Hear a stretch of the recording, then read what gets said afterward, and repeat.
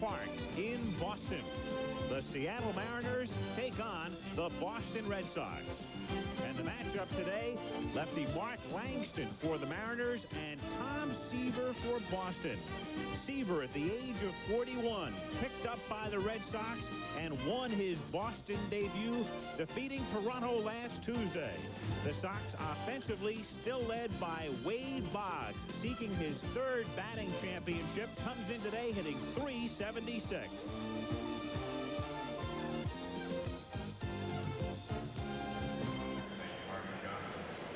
It's overcast and unseasonably cool. Temperature in the 70s at Fenway Park in Boston today. Another big crowd will look on. The venerable structure, which right now houses the team on top in the American League East, the Red Sox, as we approach the halfway mark of the 1986 season, 7 in front of the Yankees in the Eastern Division. I'm Al Michaels, and this is the final game of a 3-game series between the Red Sox and Seattle. And one reason for Boston's success this season has been pitching. You all know about Roger Clemens, who will be in action tomorrow night on Monday Night Baseball against Oakland. And Oil Can Boyd has pitched very well, and they've been able to withstand injuries to Al Nipper and Bruce Hurst. But they went out and proved to their fans, if no one else, how serious they were about winning this whole thing this year when they picked up Tom Seaver from the White Sox last week. He made his Boston debut last Tuesday, gave up 4 runs in 7 innings, good enough to beat Toronto, and he's on the mound again today. Let me turn now to Jim Palmer, and let's talk about the acquisition of Seaver. And do you think it will make a bigger difference for Boston on the field or off the field the rest of the way? Well, I really think Tom will have a great impact both on and off the field. And of course, he's a lot like Donnie Baylor, who has come over from the Yankees this year, and he's had an impact both on and off the field. Influence in the clubhouse, but he's also let his bat do the talking.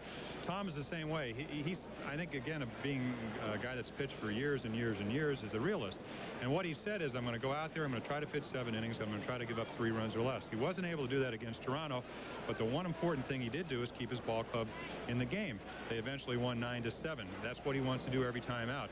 I really think, though, that Tom had a lot of distractions in Chicago. He won his 300th game last year, probably lost a little bit of intensity. He kind of had the circus-like atmosphere over there, a team that won 85 games last year, and this year they made all these changes. So he's coming over here. He's closer to his family.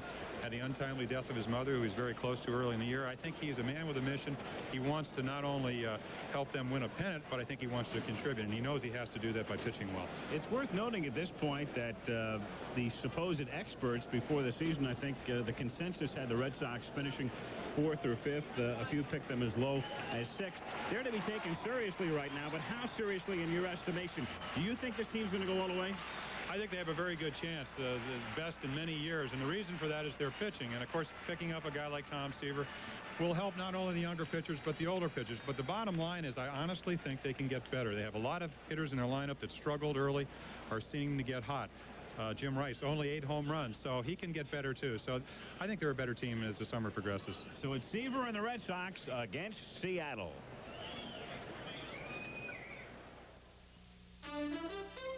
ABC Sunday Afternoon Baseball is brought to you by Chevrolet, who invites you to drive today, Chevy. Live today, Chevy.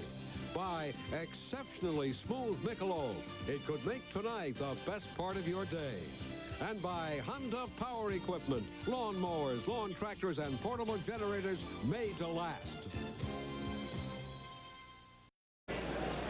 Take a look right now at the Mariner lineup facing Tom Seaver. They begin with John Moses, the switch-hitting center fielder. Then Phil Bradley is in left field. And Jim Presley, who's hit 17 homers, bats third. The cleanup hitter is Ken Phelps, the first baseman. Batting 5th is Danny Tardable, and he's hit 13 home runs. Scott Bradley does the catching, bats 6th. Dave Henderson is the designated hitter in the 7th spot. Their shortstop, batting 8th, is Spike Owen. And hitting 9th is Harold Reynolds, with Mark Langston working on the mound. And defensively for the Red Sox, the outfield, Jim Rice in left, Tony Armas in center, and Dwight Evans around in right. And Boggs at third. Ray Quinones is the shortstop. Marty Barrett at second, and Bill Buckner gets the day off, and Dave Stapleton gets a very rare start at first. Mark Sullivan is catching as Rich Gedman gets the day off, at least at the outset. And there is Seaver. And That is his combined record. He was 2-6 with the White Sox, 1-0 with the Red Sox, giving up less than a hit per inning with 29 walks and 33 strikeouts. And that in itself tells you that Tom is a pitcher in transition, as Moses hits the first pitch of the game in the air to left field and right to Jim Rice. One out here in the first inning, and that'll bring Phil Bradley to the plate. In facing the Mariners, the Red Sox are facing a team that's been pretty hot of late. They have won 5 of 6. Earlier in the week, they swept a 3-game series from Kansas City. And it's a team that is only a game under 500 since Dick Williams took over for Chuck Cottier on the 9th of May. So even though the Mariners, and there is Williams, who managed here and managed the Red Sox to a pennant 19 years ago. He's made a number of changes, gave everybody a rule book, and it's amazing how many young players don't know the rules, but very aggressive young ball club. A lot of people picked them to win in the American League West. Very disappointing start for them, but they've, as you said, been playing a lot better. Swing and a miss, and the count is 0-2. And even though Seattle is 10 games out, you don't figure that anybody's going to run away with the American League West. So Williams, at least, feels they still have a shot at the top. Vic Voltaggio is back of the plate today. Tim Wilkie is the umpire at first. Mark Johnson at second. And the veteran Larry McCoy at third. 2-2 the count on Bradley. Former All Big 8 quarterback at the University of Missouri, who hit no home runs as a rookie and then 26 in his next season. And takes that for called strike 3. So he got fooled. And Seaver strikes Bradley out, who puts up a mild beef, and that's out number 2. Well, the one thing that Tom Seaver hasn't lost, and you talked about the transition, is a good control of his fastball. Still has excellent velocity, can spot the ball, and the big difference I've seen this year and last year, where he won 15 games, is where he's gotten the ball in the strike zone as far as height. A lot of pitches have been up, and again, being in Chicago, a lot of things that distract you. You can kind of have a kind of tunnel vision, I suppose, up here in Boston, because joining a team that I think had a 9-game lead when he came over, he realizes he has to pitch well. Jim Presley is the batter and takes outside. A look around fabled Fenway. 315 down into the left field corner, then 379 to left center, 420 to the deepest part of the park, 380 to the gap in right center, and a very short 302 right down the line in right, where Presley hits it, but curling foul. And the count is 1-1. A very easy ballpark to hit home runs in left field, but when you start talking about center field, right center, right field, very difficult. You really have to get into one. You talk to all the left-handed hitters, and unless you can go the other way, of course Wade Boggs can, it's tough to hit home runs here. 2-1 on the Mariner third baseman. Presley hit 2 home runs opening night, and the second was a grand slammer in the 10th inning to beat California, and then he went a month without hitting another, but he has 17. He's also struck out 84 times and takes a good sweeping curve for a strike, and the count 2-2. There's another difference in Tom Seaver. If you talk about the Tom Seaver 10 years ago, did not have that curveball. As he's gotten older, he's come up with a changeup. He turns his fastball over. He's also worked on a curveball to go along with the slider and the high rider, the four-seamer that he throws up in the strike zone. You'd think Clemens was pitching the way the crowd is responding, and the 2-2 pitch is fouled away. Here in Boston, as is the case in so many ballparks, with 2 strikes and a strikeout pitcher working, the rhythmic clapping begins in anticipation of a strikeout. Something that Clemens is noted for, something that Seaver has been noted for in the past, of course. But here it is again with a count, 2 balls and 2 strikes. It's also something that Jim Presley is noted for. That's right.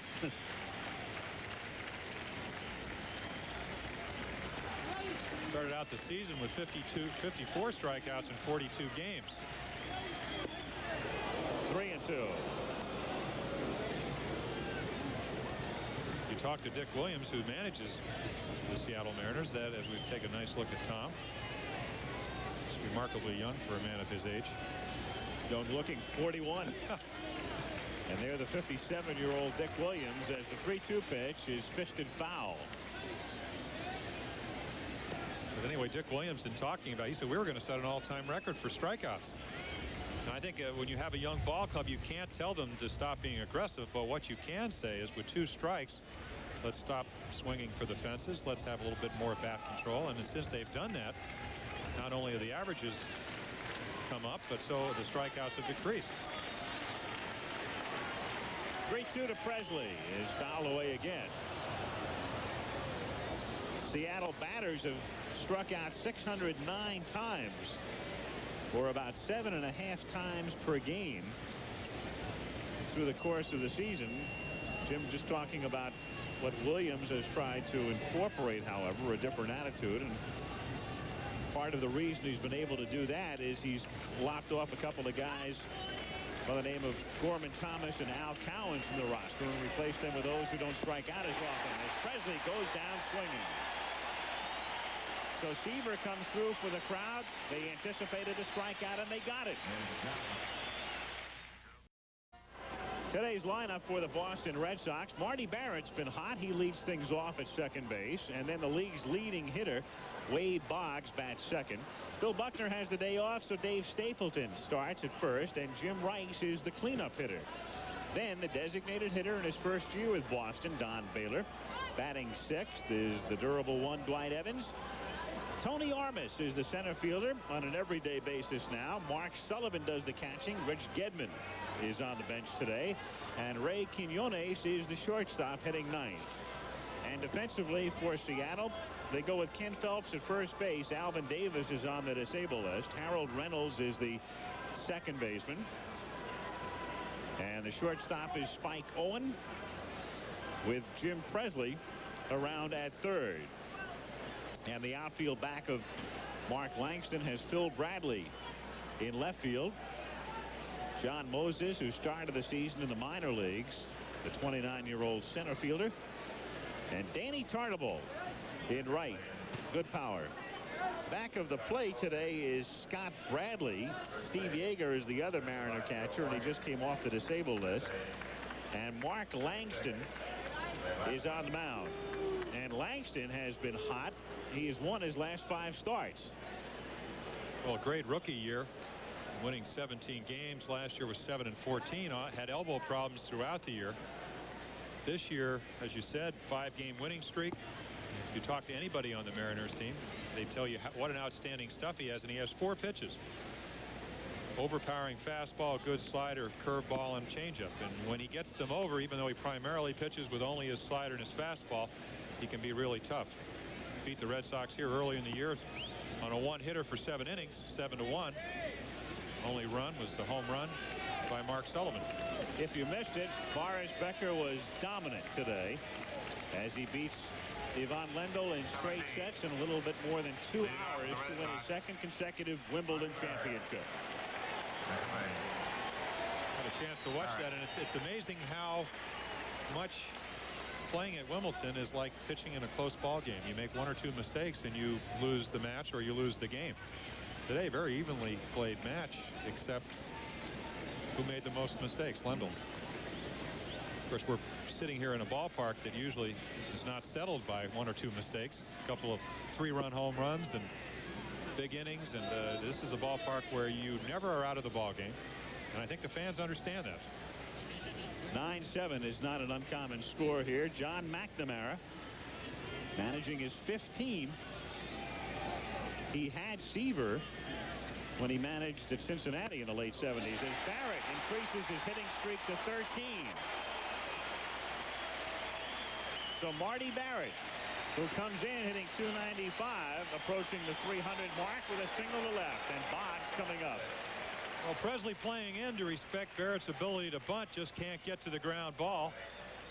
Interesting, the Seattle right fielder and center field, Moses, are shifted all the way to right field, but the left fielder playing down the line. Kind of an unusual defensive alignment, but it saved a double there.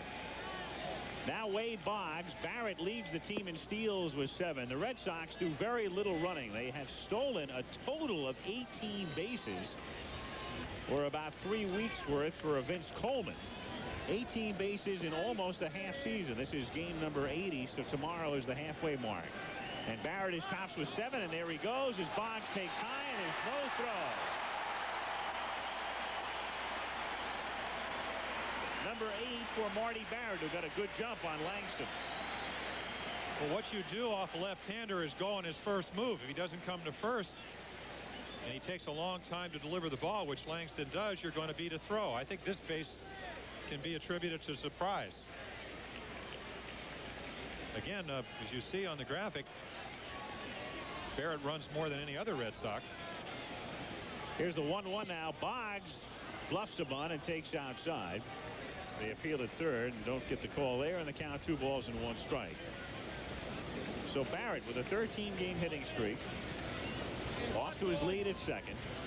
2-1 on the league's leading hitter, Wade Boggs, who has already won 2 batting titles in his 4 years in the league. Incidentally, 0-10 lifetime against Langston, but with 6 walks, so his on-base percentage is way over, what, .333, showing that even if he doesn't get hits, he can help a ball club by getting on base because of his excellent ability to take a walk. That's grounded to the right side, and it moves Barrett to third as Reynolds takes care of Boggs for out number 1. We saw a prime example of unselfishness. Boggs does not hit the ball that well to the right side of the field. They usually put a shift on him. Hits the ball almost exclusively to the left of second base, yet took the breaking ball, hit it to second base, and advanced the runner to third. Of course, I suppose when you're hitting up in the 370s, you can give yourself up for the good of the team every once in a while. And he moves Barrett to third with 1 out. Here's an interesting case now. This is where Bill Buckner would normally bat, but you've got Stapleton at the plate, and the pitch is a strike. So Buckner gets a day off. It's a good day to give your first baseman, a left-handed batter, off in as much as Langston is on the mound. The odd thing here, though, is that McNamara has opted to put a man who's been to the plate 9 times this season in a 3 spot, and he tries to bunt and fouls it back. That was not the squeeze as Barrett was staying at third. Well, it sets up a situation that I had. I pitched this Saturday afternoon ball game, 0-0 against John Tudor back, I guess, in the early 80s, and lost on a sacrifice fly by this gentleman right here. So he knows to look for a pitch that he can hit to the outfield. Fly ball will score a run with the infield back. A ball to shortstop or second base will score a run. And the unfortunate thing for Dave Stapleton is he hasn't been at the plate very often. Stapleton 3 for 9 this season, as Buckner has been in there just about every day. And a breaking pitch is swung on and missed. The runner holding at third, Barrett, and a throw to first base is there as Phelps is able to come down on the bag. And here comes the argument with McNamara going at it with Tim Welke. And Stapleton contending he was on the bag and the first baseman was off the bag, and Welke is now going to get some help from the plate umpire, Voltaggio. And he wins the argument, and now it's Dick Williams' turn. And Williams wants to know how Voltaggio at home plate can call it any better than Welke at first base.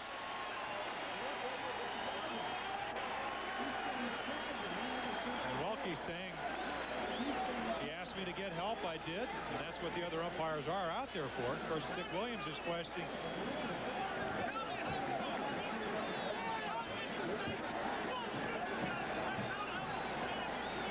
Rather animated conversation. And you can pick up part of it from one of our crowd mics as well.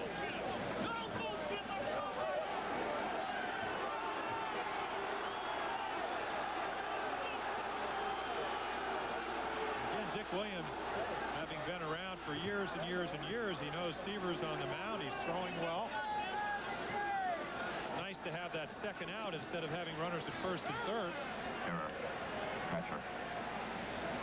It's a strikeout, and then an error is charged to the catcher, Scott Bradley, who had to think about not only throwing to first base, but he had to look Barrett back to third.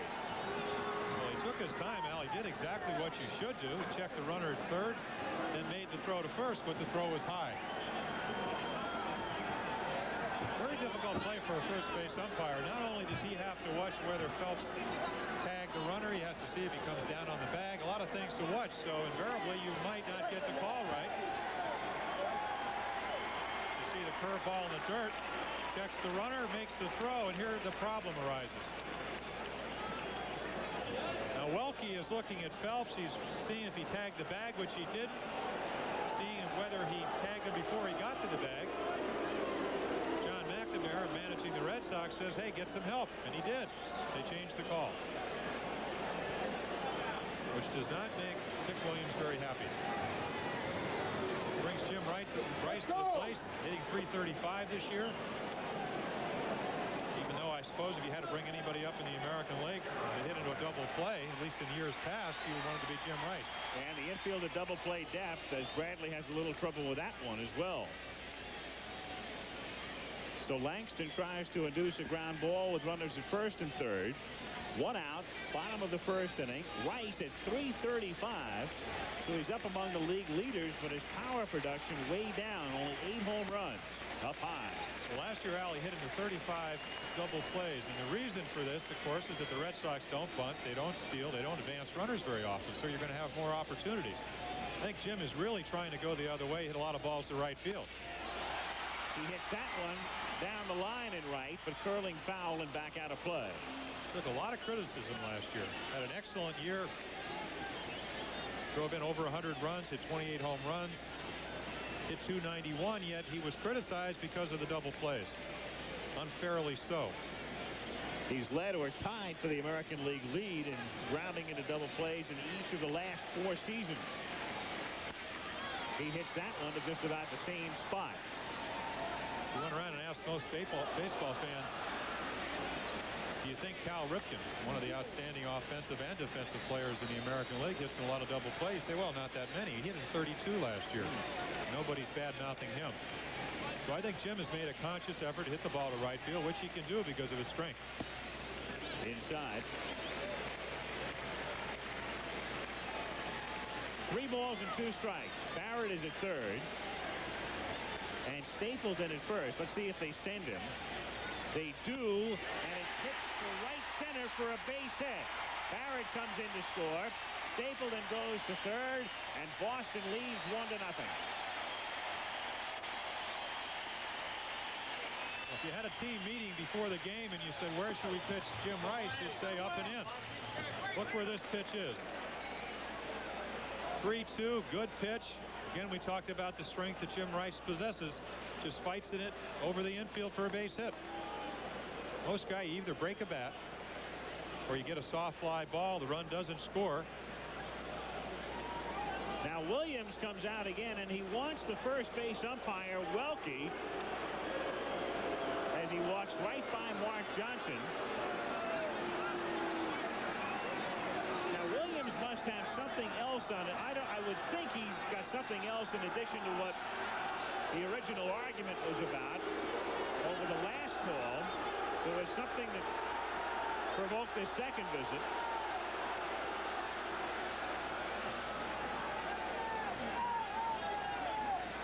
Number 25.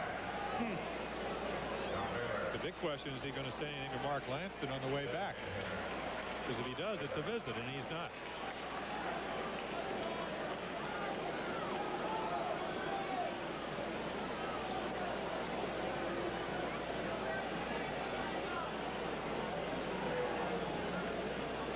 So Don Baylor waits for Williams to go back to the dugout with Boston on top 1-0 here in the bottom of the first inning. And Baylor, who's gone a little bit more than 3 weeks without a home run. And that's something that hasn't happened in 6 years. Infield still at double play depth. And it's inside, ball 1. It's also in this ballpark something that can change in a hurry. Donnie last year apparently couldn't hit right-handers. Still hit 24 home runs at Yankee Stadium, one of the most difficult parks to hit home runs in. 1-1. What makes Mark Langston effective is that he does have the 4 pitches we talked about, the changeup, the curveball, the slider, and the fastball, but he Comes in, he goes away, he's in and out. He is not a comfortable guy to hit off of.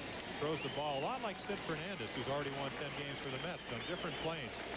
He'll throw a high riding fastball, and then he'll spot the ball low and away. So can be very effective. We didn't see it, but the message board just says Dick Williams has been ejected from the game. And so it was a case of Williams getting the thumb, and obviously that's what precipitated that last visit. 3-2, but it went pretty much unnoticed. There was no overt gesture from any of the umpires, but Williams has apparently been thrown out of the game. With Stapleton at third and Rice at first and one out.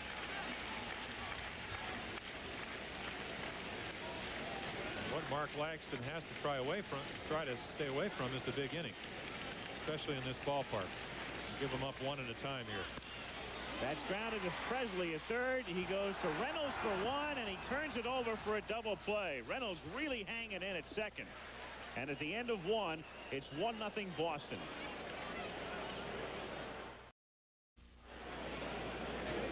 Tom Seaver making his second start since coming over from the White Sox, and John McNamara talks about the acquisition. Well, we started that quest last December in San Diego at the winter meetings, and we felt that he would just give us the experience, the knowledge, the know-how, an example of what pitching is all about. Hard work. He won 16 ball games last year, and we felt that he would anchor our pitching staff. Well, I'm not quite sure he'll anchor it necessarily, but he'll be a pretty vital cog if he can be anything like the Seaver of old down the stretch. Of course, the realist that he is, he also quickly pointed out that he thought he could help them. They were already 9 games in front without him, and he'd have to pitch like he did in the past to help them. And it's a changeup that he starts Phelps with for a strike. 0-1. Again, that little changeup curveball that he's come up with over the last 3 or 4 years. Most older pitchers, to make that transition, have to come up with another pitch.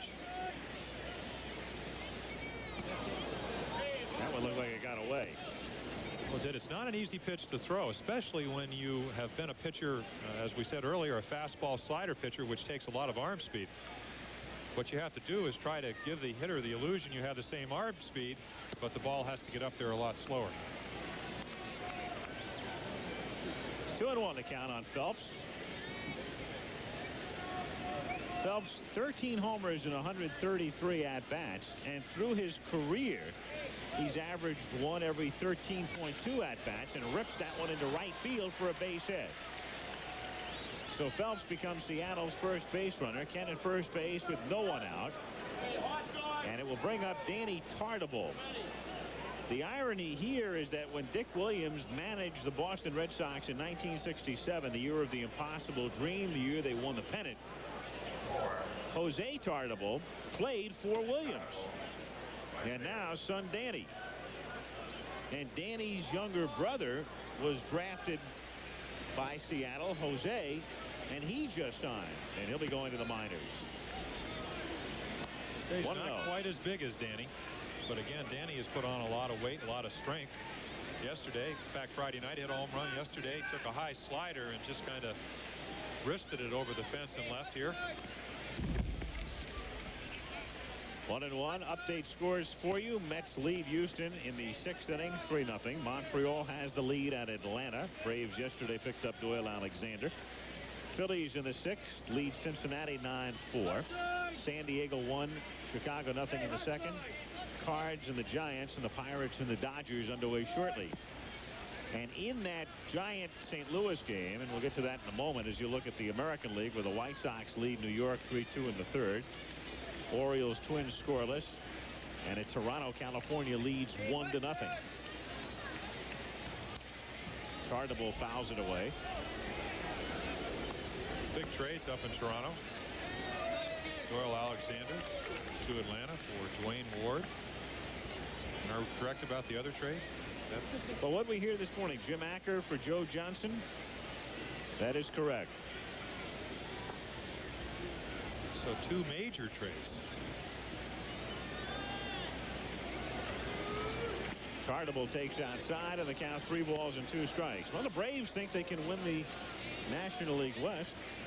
Anybody can win the National League West. Detroit and Texas no score in the second. Cleveland leads Kansas City. Indians looking for their 7th in a row. And Milwaukee 3-0 over Oakland as Tartable fouls it away. We talked to a lot of the Red Sox writers after seeing Toronto come up here and get about 50 hits in 4 ball games.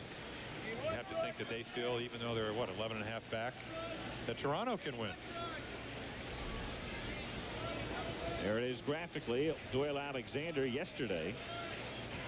Doyle had requested a trade earlier in the year. And Tartable takes low for ball 4.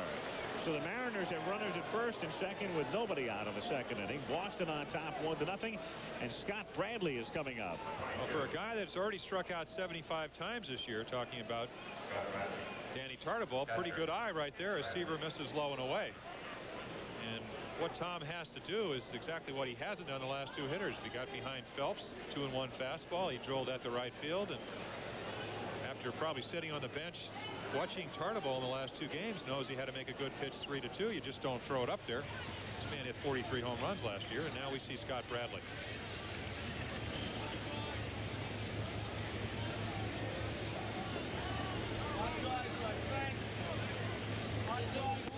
Bradley, one of 3 catchers, with Steve Yeager and Bob Kearney the others. Bradley coming over from the White Sox for Ivan Calderon.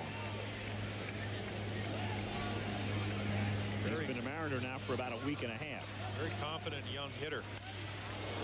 In the air to left center field. It's Rice and Armas coming together, and Rice falls and makes the catch, and Phelps tags at second on his way to third, and he is in there. And so Rice and Armas converge, and you would think that Armas would have had the better chance here, but Rice called him off. What he has, Al, is the better angle, but also the better arm. And Phelps, not known for his speed, just gets in front of the tag. The reason that Danny Tartable stayed at first was the excellent throw by Rice, and as far as it was right over Quinones' head at shortstop. Tartable tries to advance, no doubt will cut off the ball and get the second out at second. Dave Henderson is the batter, and we've lost our center field camera for the moment as it's popped up in foul territory, and this would be a big out if it remains playable, and it does for Stapleton. So 2 out. And Spike Owen coming up with runners at first and third.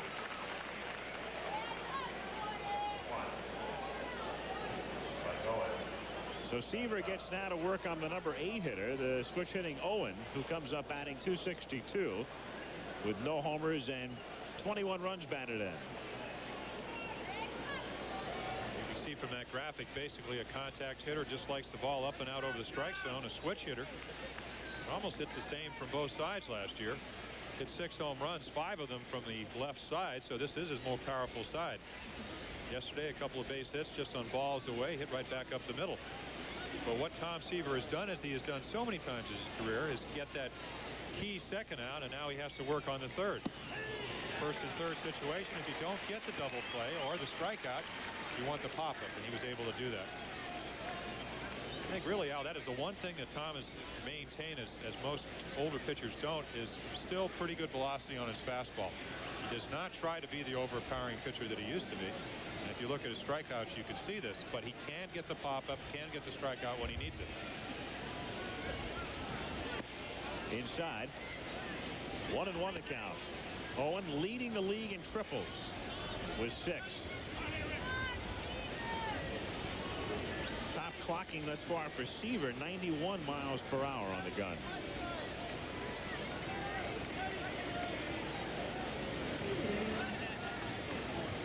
One pitch to Owen is outside.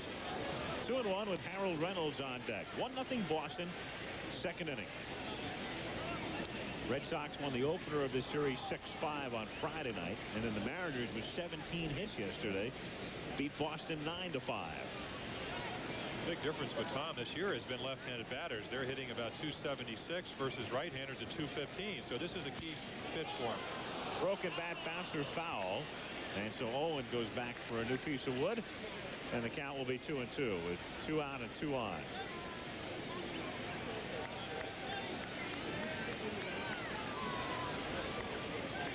The Red Sox home for the balance of play before the All-Star break. Fenway Park, the site for this one today, and then tomorrow night on Monday Night Baseball, most of you will see Oakland and sensational rookie Jose Canseco coming in here to face the Red Sox with Roger Clemens on the mound. And what has Clemens done for the Red Sox lately? Huh? Here are the 2 games. He's on a losing streak. The Yankees and Texas the other. Clemens 14-0 going into Wednesday night's game with Toronto, and then beaten by the Blue Jays. As Owen goes down swinging, and Seaver ends the 2nd inning with his 3rd strikeout. Still Boston 1, Seattle nothing into 1.5. Okay. Boston leading Seattle by a score of 1-0. And Don Baylor talks about his years with the Yankees. Well, I enjoy playing with the players on the field. There's no doubt about it. I thought I satisfied one particular man in the Yankee management, Mr. Steinbrenner, but I think I didn't. Somehow he just said I couldn't play against right-handed pitching, and that's his opinion, and I had my opinion, and I had a no trade to leave there, in which I did. And I tell you, I enjoyed New York. It's a great place to play. The fans were great to me. That's not the problem that I want to leave New York. Players are criticized for not wanting to play, making X amount of dollars, and I just asked to play every day, and that's all I wanted to do, and that's all I ever wanted to do. Baylor extremely instrumental on and off the field, and what the Red Sox have done this year. Kind of lost in the shuffle there is the fact that Mike Easler is also having a great year for the Yanks. Turned out to be a pretty good trade for both teams, at least numbers-wise. Well, the Red Sox would not turn down the opportunity again to deal for Baylor as Evans takes up high, whereas the Yankees might think again about sending Baylor away, and especially about sending Baylor to Boston. That's the unusual thing about the trade. A guy that has tremendous bat speed, is a pull hitter in a park that's built for a right-handed pull hitter. Kind of an unusual trade. Usually don't trade inside your division. 2-1 on Dwight Evans. Evans has had a real rough time. As you look at Ozzie Virgil Sr., and that's his youngest son off his left shoulder. And the eldest son, Ozzie Jr., is the Atlanta catcher. And we would assume it is Virgil who is managing the team since the ejection of Dick Williams. Ozzie, the third base coach. 2-1 pitch. Evans swinging and missing, and the count 2-2. Ozzie down in San Diego with Dick, and when he resigned from that job, took him right to Seattle. And Evans goes down on strikes. And Evans' woes against left-handed pitching continues. Dwight coming into the game hitting 188 surprisingly against lefties. Number 20, Tony Arman. Well, the good breaking ball, as we said, the slider usually uses it to the right-handers, tries to run it inside, and he does that. Dwight swings right through it. Tony Armas, now the everyday center fielder. He's been bothered by injuries. Steve Lyons saw a lot of the action in center field early on. And then it was Lyons who went to the White Sox in the Tom Seaver deal as Armas fouls it back. So Tony, hopefully for the Red Sox, will be in the lineup the rest of the way, and also hopefully for the Red Sox will start to increase his power production. Uncharacteristically, only 3 home runs so far for him this year. Well, he's had leg problems last year, said it's still bothering him, an ankle problem this year, and talking to him, he feels a lot more confident, but not as far as hitting home runs.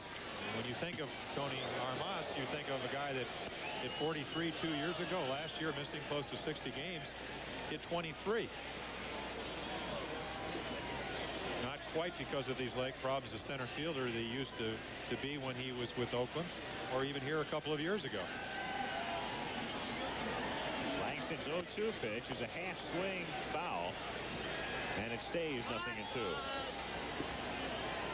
1 out with the bases empty in the bottom of the 2nd inning. Red Sox on top 1-0. Again, traditionally, we talked about Jim Rice maybe cutting down on his swing a little bit, trying to go the other way. Tony traditionally strikes up well over 100 times, only 41 times this year. So you wonder if he's making a conscious effort. I don't really think so. I just think it's the fact of being platooned early in the year with Steve Lyons, who was sent to Chicago in the Tom Seaver deal. And now a matter of getting some at-bats. Earlier, he was playing exclusively against left-handed pitchers. Now he's facing both right-handers and left-handers. Breaking pitch is hit foul. And still a ball and 2 strikes. Fewest home runs. Milwaukee at 50, the White Sox at 55, and then the Red Sox with 58 home runs. And they have not finished among the bottom 3 in 25 years.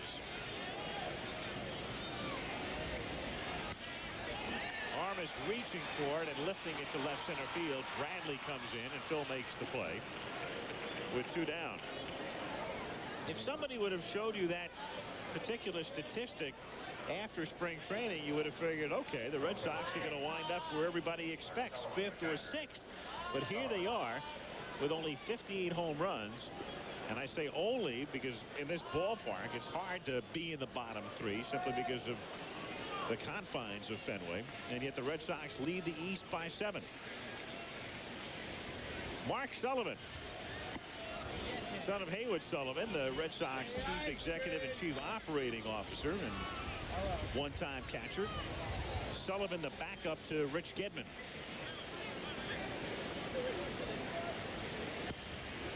Foul away. Go back to that May 15th game. The only hit that Mark Langston gave up was a home run to Mark Sullivan, who is not known as a power hitter. Good receiver. Exceptional size for a catcher, kind of a Carlton Fisk mold. Well over 6'4". Going back to what you said about looking at the home run output by the Red Sox, you would think they would be 5th or 6th. Yet they are 2nd in the American League in pitching, right behind Milwaukee. And they were 1st until yesterday. 1-2, the count remains to Sullivan. Team earned run average has crept up from really about 3 weeks a month ago. It was down almost right around 3 runs a game, 3.10. Now it's at 3.70. And we talked about how easy it is to give runs up here in Fenway Park. 2-2. That's why it would be amazing if the Red Sox were to lead the league in earned run average. It would be almost as amazing as if the Cubs were to lead the National League, playing in Wrigley with the wind blowing out as much as it does.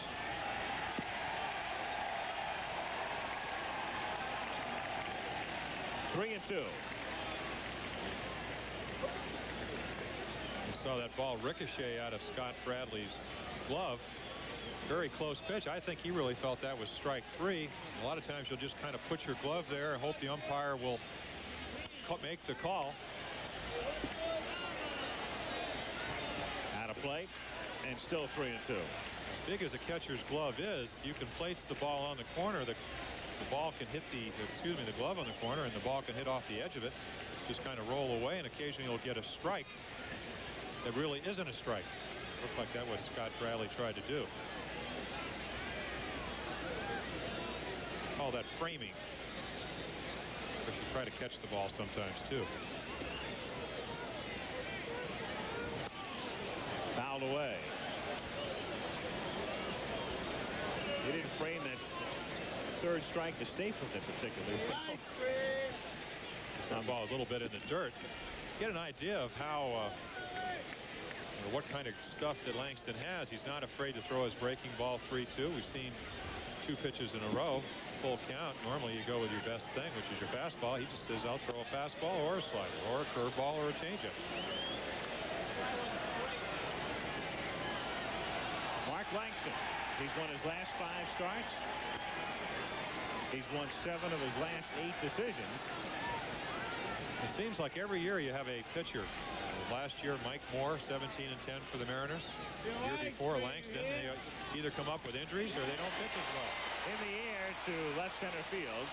Crowd thought it was going a lot further than it turns out, as the catch is made by Moses to retire the side. 3 up, 3 down. Boston 1, Seattle nothing as we go to the third. He's 14-1 on baseball's hottest pitcher. Roger Clemens is scheduled to start as Boston takes on Oakland, or the New York Yankees at Texas on ABC's Monday Night Baseball. This is Corey McFerrin in New York. Latest on the Yankees and White Sox at Chicago. For Yankee fans, good news and bad news. First of all, the good news. First inning, Big Dave Winfield with this mammoth blast. This thing heading for the cheap seats in the upper deck. The Yankees lead 2-0. Bad news is the White Sox scored 3 times in the second and once in the third. Chicago leads at 4-2. Still in the third. Back to Al and Jim at Fenway. Okay, Corey, and here Boston leads Seattle 1-0 as we go to the top of the third inning. And the number 9 hitter, Harold Reynolds, to lead things off. Then John Moses and Phil Bradley. Harold Reynolds, one of 3 switch hitters in the Mariner lineup today. Started the season in the minors and came up on the 13th of May. In there for a strike. Dick Williams changed the ball club around when he took over for Chuck Cottier. And eventually it led to the releases of Al Cowens, Milt Wilcox, and Gorman Thomas as Reynolds hits a fly ball to center field. And Tony Armas puts it away. Williams wanted to get more contact and more speed and a little better defense in there. And so Moses and Reynolds were among those coming up. First inning, Barrett singled, stole second. Boggs grounded out, sending him to third. And Jim Rice was able to score Barrett with an RBI single, his 56th run batted in.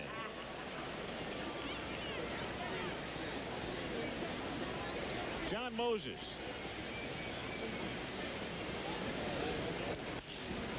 He hits it to center field. Armas comes sprinting in, but has to field this one on a hop. So a base hit. Hit number 2 off Tom Seaver, and the Mariners have a man at first with 1 out of the third inning. And Phil Bradley coming to the plate. Well, Dick Williams said Moses has been up and down. This is 29 years old, doing what he does best, which is to really hit the ball softly. He's not exactly a home run threat. He kind of hits the ball where he can. That ball, he just took a ball on the inside part of the plate, fought it off to short center field. No doubt Tony Armas will play a little bit shallower next time unless the game situation dictates otherwise. Moses is one of those guys you want to really have the ball hit over your head. You're going to play percentage baseball.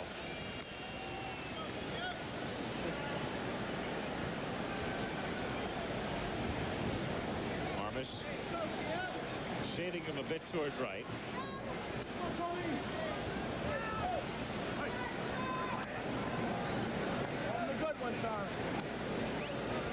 Moses with 11 steals. Reynolds is the team leader in steals with 19. They send Moses. The pitch is low. Sullivan's throw, not in time. Good jump for Moses. He's also been thrown out 8 times. And right here, if Tom Seaver gives Mark Sullivan a chance, as Moses steals his base off Tom Seaver, Sullivan makes an excellent throw, just a little bit late. You see Marty Barrett take the throw right on the money. Again, they talk about that 1.4 second. If you don't get the catcher the ball in 1.4 second, or if you let the base runner get a running lead, he's normally going to be successful, especially if he can run the bases like Moses can. Little squibber right to Stapleton, and Moses has to get back to second. Bradley is out number 2 here in the third inning. Presley is coming up. And next Saturday on Wide World of Sports, the WBA World Junior Heavyweight Championship. Dwight Muhammad Qawi against Evander Holyfield. Qawi making his second title defense, and Holyfield trying to become the first of those on the 1984 U.S. Olympic boxing team to win a world title. In fact, he's the first man to challenge for a world title. Been a rapid ascent for Evander Holyfield, and you'll see him next week on Wide World against Qawi. Presley fouls it away in the count 0-1. Time and time again already in this ball game, Tom Seaver has made the big pitch when he's had to. Second inning, gets the pop up with Dave Henderson. breaks Owens' bat, sends him back to dugout for another one, and then on a slider up and in, and then goes away with a fastball. Bradley, a jam shot to first base. One thing about Tommy, has never ever been a thrower. Came up to the major leagues very early age out of SC. Could always make what we call quality pitches. Kind of joke now, they deem a quality start where you go 6 innings to give up 3 runs or less, or 3 runs. That means your earned run average is about 4.50. That's not exactly a quality start when you look at a guy like Tom Seaver and go back and look in the record books. Many alternatives on the mound. Ground ball backhanded beautifully by Boggs and throws him out by 3 steps. A wonderful play. Comes up and throws him out a lot quicker than he has to. Talk about the 376 batting average, but the biggest improvement Wade Boggs has done with his defense. And here's a perfect example. Backhands it, gets up and throws him out. He gets the third out. You thought he was a one-dimensional player, huh? Well, it's almost time for the All-Star game. In fact, a week from Tuesday, we'll be at the Astrodome in Houston, and you will see it right here on ABC at 8 Eastern, 7 Central, and 5 Pacific time. Update for you: Mets leading Houston 3-1 in the 7th. Montreal 10. Atlanta 7 in the 6th inning. The Phillies leading Cincinnati 9-5 in the 8th. San Diego 1, the Cubs nothing in the 3rd. Cards, Giants, Pirates, Dodgers later. White Sox lead the Yanks 4-2 4th inning. Baltimore leading in the 7th at Minnesota. California in the 4th leads Toronto 1-0. Tigers, Rangers tied in the 4th. Cleveland 2-0 in the 8th over KC. And Milwaukee leading Oakland 3-2 in the 6th inning. Ray Quinones leads things off, taking a strike, and the count 0-1. Quinones, the number 9 hitter, then Marty Barrett and Wade Boggs facing Mark Langston as Quinones tries to bunt his way on. They appeal at first base to see if they get the call there, and don't, from Tim Welke, who says he did not commit. 1-1.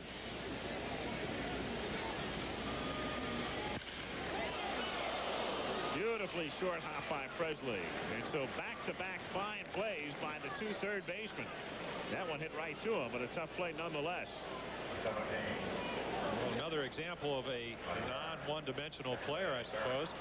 Presley with 17 home runs fouls the ball right into his glove. And again, if you're playing third, it's really, they call it a 2-step position at most. There he didn't have to take a step at all.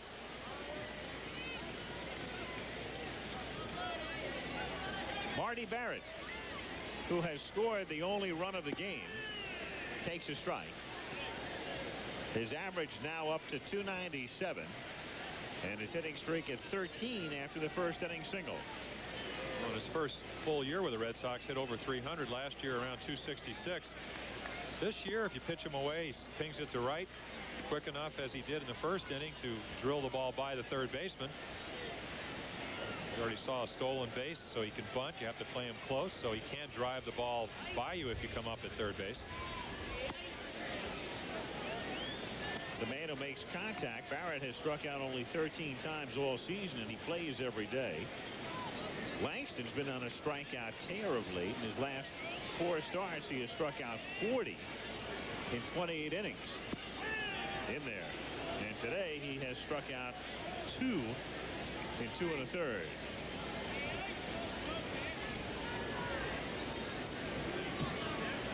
Langston, who led the league in strikeouts as a rookie in '84, runs it down and in and gets another strikeout. So Barrett Ks for only the 14th time this year.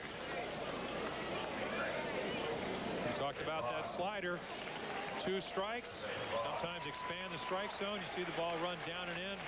Marty Barrett swings right over it. In fact, if you go back to 1984, first time since 1955 when Herb Score and Sam Sad Jones did it, you had 2 rookies, Dwight Gooden in the National League and Mark Langston in the American League, leading the league in strikeouts. Wade Boggs has had a tough time, obviously, as you look at the graphic with Langston. 0 for 11, and he's a man who has not had a tough time with very many pitchers, but As you take a look there, you've got Matt Young, number 2 at 1 for 18. Young is now the closer for Seattle. But Boggs hits this one in the air to left field, right to Bradley. And so he is now 0 for 12 lifetime against Langston. Red Sox ahead 1-0 through 3. ABC Sunday Afternoon Baseball is brought to you by Bud Light. Everything else is just a light.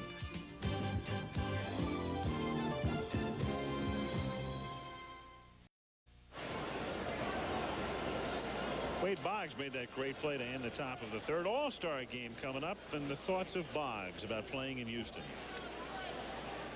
It's a great opportunity as far as a ball player to be in a spectacle like that. You always dream about it when you're little and watch it on TV, all the All-Star games, and last year being the first one that I attended, tremendous enjoyment out of it. So Wade Boggs, he'll be in Houston. There's no question about that. But since the fans picked the starters, and you've got a fellow who's played third base in Kansas City for a few years on top in the voting, it would figure to be George Brett getting the start, but I'm sure Boggs will see some action. No doubt. Only if the American League wants to win. You know, actually, Brett's been on the shelf for a few days here with a slight injury as Phelps stands in.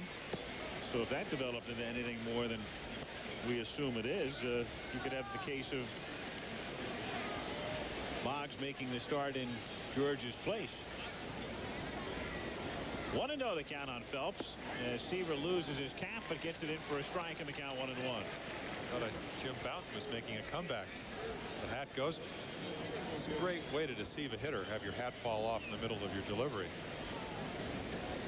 You kind of get the message. Seaver has tried to get Phelps out with breaking balls all day. That's 2 in a row. The slider missed, so that's 3 breaking balls in a row, and we're back to the same count that Phelps had the first time, where he took a fastball in the middle of the plate and singled to right.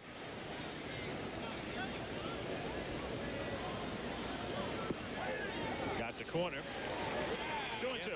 Tom took something off his fastball, and that you saw Tom, as I did in 1969 in the World Series, 2-1. Here's my best stuff. Now he just kind of turns the ball over or cuts it. As we said, come off with a slow curveball. Very crafty, and he has the good velocity when he needs it.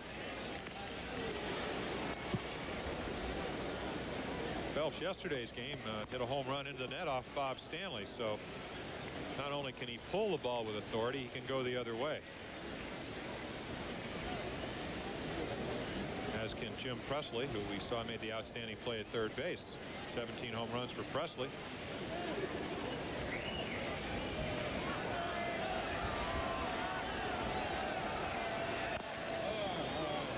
Still 2-2 on Phelps, so we followed by Tartable and Scott Bradley.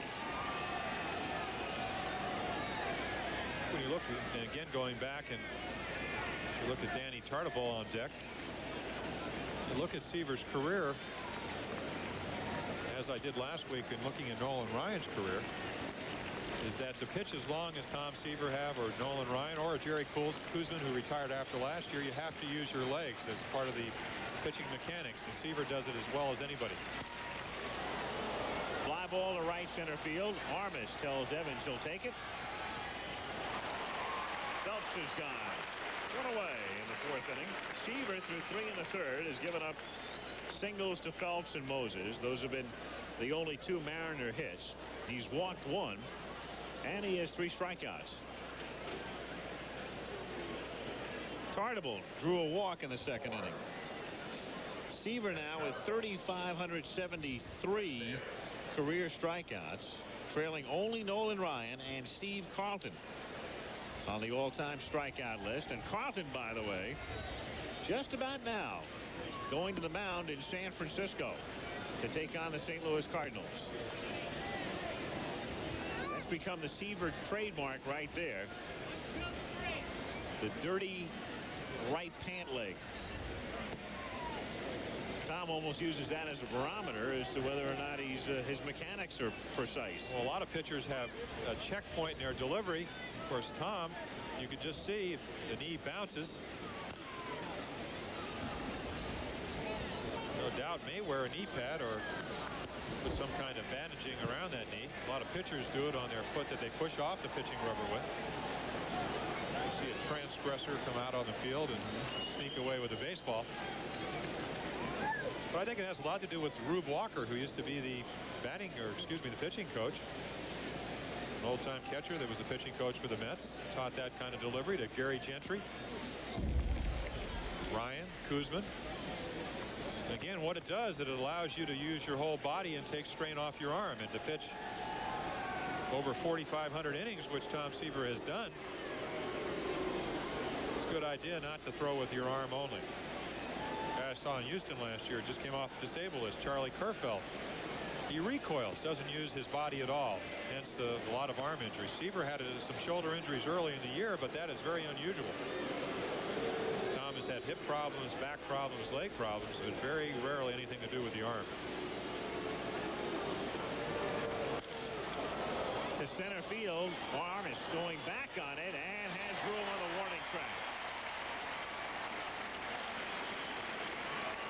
So both Phelps and Tarnable have fly to center here in the fourth inning, and Scott Bradley comes up. And Tony making this play easily. He's known as one of the better right fielders when he played for Oakland. Ricky Henderson in left, Dwayne Murphy in center, Tony Armas in right. They did chase down a few. And when they caught him, they could throw you out. Armas again.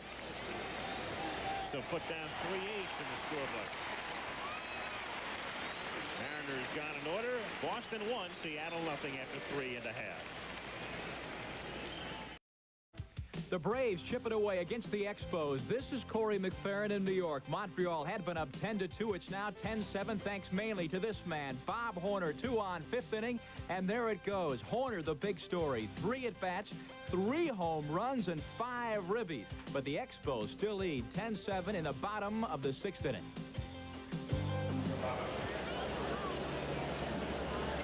Well, a reminder, next weekend, the U.S. Women's Open Golf Championship.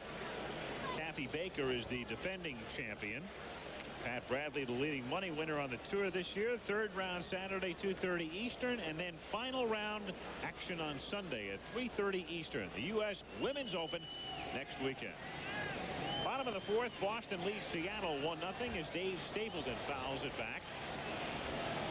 0-1. Another reason Dave Stapleton is playing today instead of Billy Buckner. Last year, unusually, Buckner, an outstanding hitter over his career, hit almost 300 against left-handers. This year, hitting about 196. So, I suppose if you're going to rest him, why not rest him against one of the toughest left-handers in the league? Man, it's, as you said, on a roll, 5 in a row, a lot of strikeouts. Not a bad day to rest Rich Gedman either. McNamara wants to begin to start resting some regulars. It's getting to be that time of year. And the Red Sox with a 7-game margin. The only oddity, as I said before, is the fact that Stapleton gets the start and McNamara inserts him in the number 3 spot. That's Buckner's position. And Billy, a prototypical number 3 hitter, but here's a man who, coming in today, had 9 at-bats all season. I think the reason, though, is that you have to figure when you have a Marty Barrett who's on a hot streak with a 13-game hitting streak, you have a guy hitting behind him, Wade Boggs, that's hitting somewhere around 375. Those 2 guys are going to get on base, and one thing that Dave Stapleton can do is hit the ball the other way. Traditionally, you like to have a high average hitter for your 3rd hitter, but Stapleton can hit behind the runners. Has not played in recent years because of a lot of leg injuries. Breaking pitch called, strike 3. So he throws him a breaking ball, 3-2, and down he goes. And you see a much more different motion than Tom Seaver, much more upright, high leg kick versus the low leg kick. And again, using really his arm more than he does his legs, very much in a style that I pitched. Would have always liked to have thrown like Seaver, never could pull it off. 1-0. What would happen when you would try? I just wouldn't have the velocity, and I guess I pitched so much with my wrist. He's a very kind of a flippy type of pitcher, elongated wrist movement, which gave me the high-riding fastball. And I think the big difference between a Mark Lanston and the Tom Seaver that we're seeing today is where they pitch in the strike zone. Langston pitches up in the strike zone. Seaver, to be successful, even though he was up last inning, has to be down.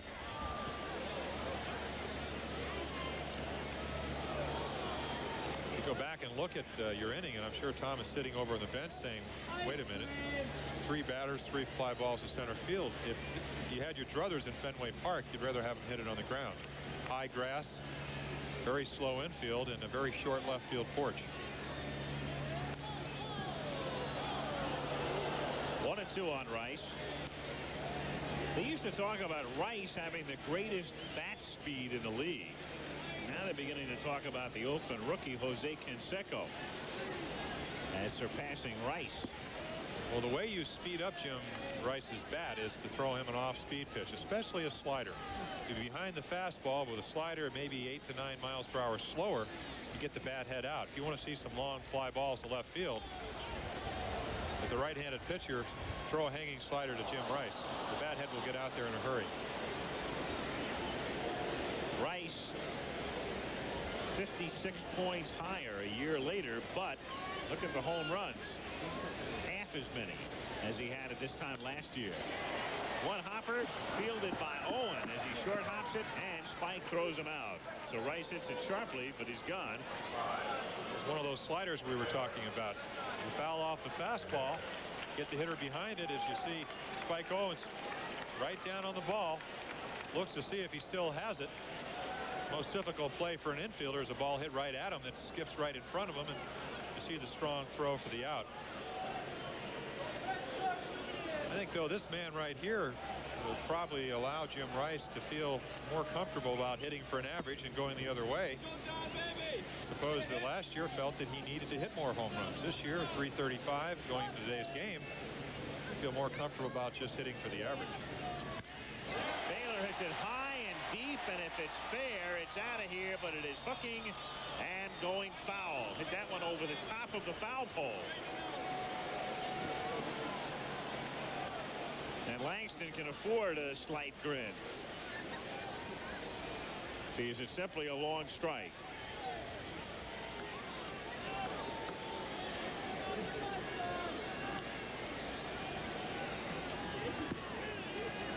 In there.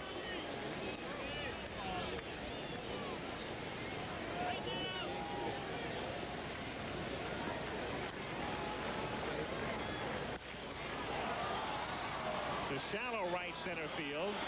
Carnival comes racing in with Reynolds going out, and Reynolds makes it look easy. And Reynolds can afford to smile after that near disaster. 3 up and 3 down for Boston. Jim Rice in left field for Boston, and before the game he talked about his diminished home run production. Well, out playing this ballpark, I have 8 home runs now. With the way things are going, or the way it has been going with me, I could have had about 20 home runs already, because I think I lead the league in doubles, and I've hit about at least 15 of them off the wall. So any other ballpark, they would have been home runs. But unfortunately, I'm playing here in Fenway Park, and I'm just happy to be here, and I'm just happy to be where I'm at right now. Dave Henderson leads off in the 5th inning. Of course, what Jim is alluding to is that he hits a lot of balls, and the left field fence here is 39 feet high. That would be home runs in other ballparks, but he hits them so hard on the line that a lot of them are ultimately doubles, and some of them are singles. Well, it would be a real cause celeb here in Boston and around baseball if the Red Sox were not doing as well as they are. I mean, it's one thing to have only 8 homers and have your team 7 in front. It's another. Let's say the Red Sox were 12 out and Rice had 8 homers. Everybody would be saying, what's wrong with Jim Rice? Well, Jim has always had a love-hate relationship up here. A very nice guy, but very quiet. And last year it was a double plays. Other years it's been the defense, even though he's improved in that area. So I think it's really a man that is very talented, lifetime 300 hitter going into this season that cannot please all the people all the time. Arthroscopic knee surgery last year. A year that most guys would kill to have, yet it wasn't satisfactory up here in Boston. Got the corner in the count 3-2 on Henderson. 3 balls and 1 strike. You paint the corner, and Seaver's been doing that all day. Shallow center. Barrett goes out. And he makes the play. Henderson gone. Tom Seaver has set down 6 straight and 10 of the last 11. And it brings up Spike Owen. It's interesting. Tom is doing what a lot of power pitchers learn to do, which is to get strikeouts when you need them. They've talked about the fact that Dwight Gooden, even though he is 10-3 this year, is not the pitcher he was last year because he's not striking out as many batters. And Dwight's saying, well, why expend all that energy and all those wasted pitches when I can get a ground ball or a pop-up? In there. Despite Gooden not being as good as people some expect in 1986, he's got a good chance to wind up as the starting pitcher in the All-Star game. If you're Whitey Herzog, you have a couple of choices. Mike Scott has been pitching extremely well. Mike Krukow up in San Francisco won his 10th game the other day. Well, there'll be some sentimental pressure to start Scott since the game is in Houston. Well, also the split finger fastball might have something to do with it. Owen rips it to the gap in right center field for a base hit. Armas cuts it off, and Owen is held to a single. And that's the 3rd hit off Tom Seaver. They've all been singles, and he has scattered them. Phelps leading off in the 2nd. Moses with 1 out in the 3rd, and now Owen a 1-out 5th inning single. Mets on their way to another win. Montreal leading despite 3 homers by Horner, and the Phillies lead the Reds in the 8th, 9-5. San Diego still in front, and they're underway at Candlestick and at Dodger Stadium. Harold Reynolds at the plate. White Sox lead in the 6th. Baltimore hanging on at the Metrodome, and California is still leading at Exhibition Stadium. Tigers lead in the 5th. Cleveland in the 9th ahead 5-0. Milwaukee 3-2 over Oakland in the 7th.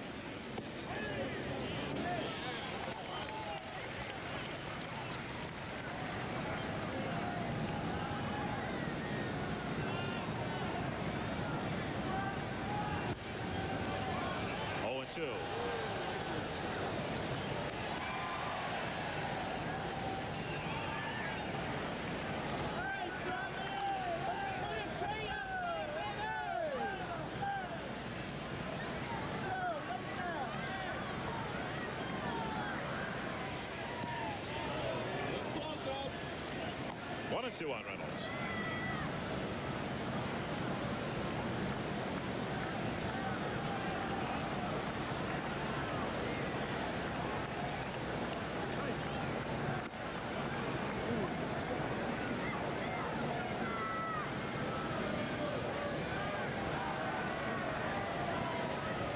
Reynolds, one of the 3 players that Dick Williams lets run on their own. Spike Owen at first is not. To center field. Armas moving in and has it deflect off his glove. Owen is on his way to 3rd as Reynolds moves towards 2nd, and Canonis is able to cut it off, but both men are safe and runners are at 2nd and 3rd. Owen had to hesitate as Tony Armas tried to decoy him in center field, but then wound up decoying himself as it turned out. Well, that's what causes the errors. He tries to decoy Owens. The illusion that he's going to catch the ball. He takes his eye off the ball to look at Owens. And the error. Aggressive running by Reynolds. As you said earlier, that's the reason he is in the lineup, to steal bases and to take the extra base when it's presented, and it certainly was there. So it's a single and an error charge to Armas. And the Red Sox now are up in the infield at 1st and 3rd, back at short and 2nd with Moses taking high, ball 1. Well, look at how the Red Sox are positioned defensively with Boggs and Quinones on the left side and Barrett and Stapleton on the right side. Again, conceding the tying run, trying to keep the go-ahead run at 2nd base from scoring. Moses hits it in the air to left field. Rice is backing up. The runners are both tagging. Owen comes in to score. The throw coming in toward 3rd. And Reynolds is safe there as Seattle ties it up in the 5th inning. So at least for the moment, the error by Armas proves to be very instrumental on a sacrifice fly by Moses. A 1-1 tie with 2 out, and Reynolds now at third, and Bradley coming to the plate. Your position, or the thing you try to do, is get a pitch you can hit. With less than 2 outs, a man on third, you can hit in the air. John Moses did that. Got a high fastball from Tom and just lofted it to left field, almost off the wall.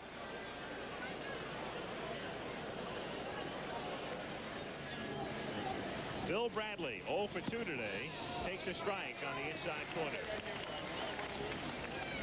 Seattle 1 run, 4 hits, and 1 error. Boston 1 run, 2 hits, and 1 error.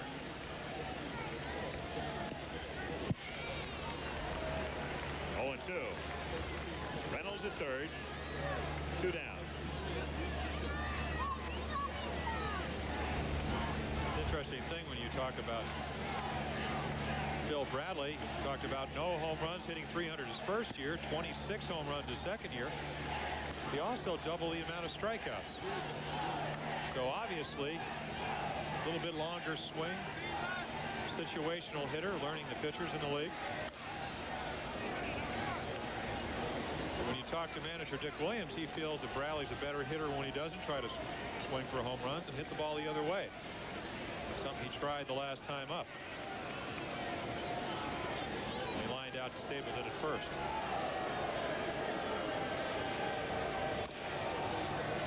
Still a ball and 2 strikes.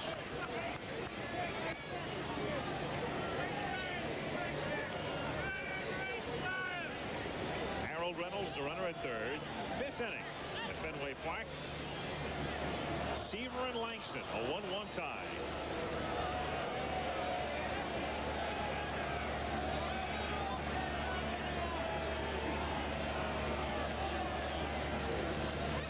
And the 1-2. 2-2.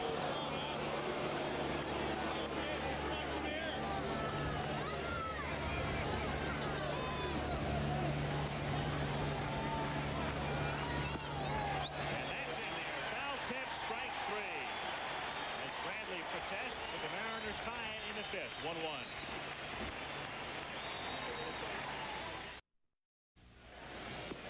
Tomorrow night, Monday Night Baseball, many of you will see Oakland against Boston, and Roger Clemens will be on the mound seeking his 15th win of the season against Jose Canseco and the Oakland A's, and others will see the Yankees against Texas. So check your local listings for the game in your area. It begins tomorrow night at 8 Eastern time here on ABC.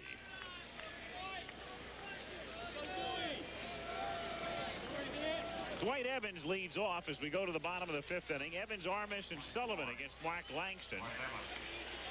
Boston got a run in the 1st. The Mariners tied the game in the 5th. We go to the bottom of the 5th inning.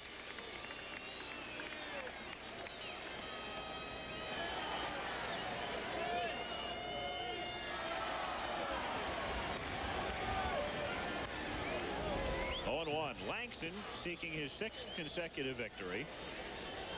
Came into the game with 40 strikeouts in 28 innings of work over his last 4 starts, and he's picked up 4 today in 4 innings thus far.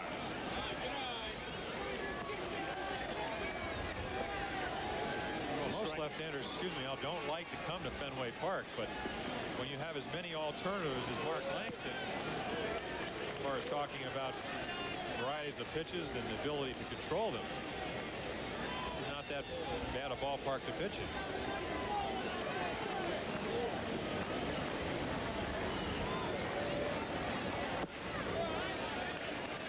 Three and one. Seeing what Dwight Evans does so well last year, you see the unusual batting stance. Turns his left foot in, and in doing so keeps his left shoulder in, which is a key to striding towards the pitcher instead of opening up too soon. But last year led the American League in walks with 114. Also 105 strikeouts, so a lot of full counts. Takes a lot of pitches. Doesn't mind hitting 3 and 2. Of course, contrary to Wade Boggs, who last year out of his 240 hits got 124 with 2 strikes, is not that good a 2-strike hitter. And that's 5 strikes. strikeouts now for Mark Langston. That's not unusual the way he's been going. What's unusual, though, is his control today. He has not walked the batter. Well, it is unusual, and in talking to Phil Roof, who's the bullpen coach for the Mariners, he said he sometimes pitches a little bit above his ability. And I said, what do you mean? He says, well, he overthrows. He tries to throw too hard.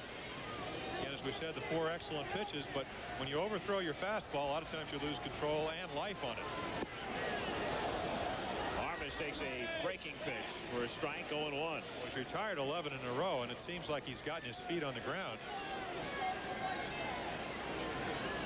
Again, the base hit by Rice for the first run, and Barrett single to start the game.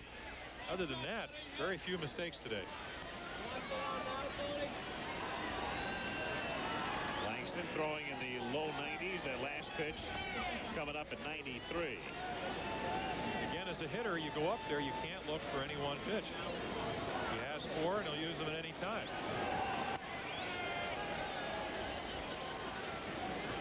Still 0-2.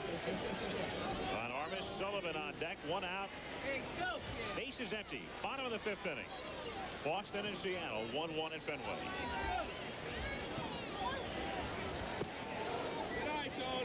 1-2. Langston walking 5 in each of his last 2 starts. They resulted in victories. And today he's walked nary a batter. Broken bat, soft squibber to Reynolds, who has to charge and shovel and get him. And that's 2 down here in the 5th inning. Well, another example of Reynolds' great speed. We saw it last inning to end the inning for the Mariners when he went deep into right field to catch a pop fly. The Tartabull sliding under him. I think that's one of the reasons also that they went to Reynolds instead of Jack Percani, who was the second baseman for most of the year last year with Seattle, is speed. You play on an AstroTurf field. You need somebody that is quick on their feet, can steal bases. And Harold Reynolds can do that for you. 1-0 on Mark Sullivan, the Boston catcher. Flied out of the 2nd inning. 1-1. And Sullivan, the only hit in Langston's first game here in Fenway Park in 1985. Game where he gave up 1 run in seven innings and 1 hit.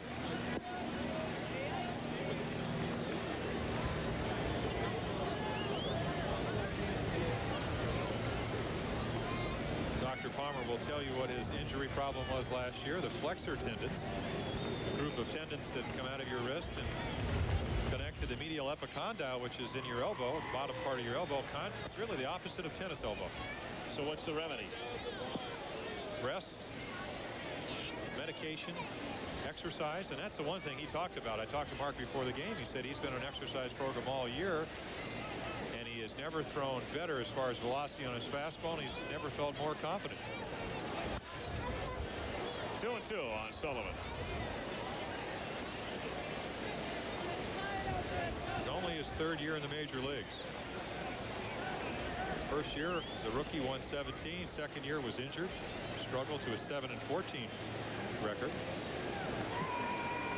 That rookie year, a real Quinella form, led the league in walks and strikeouts.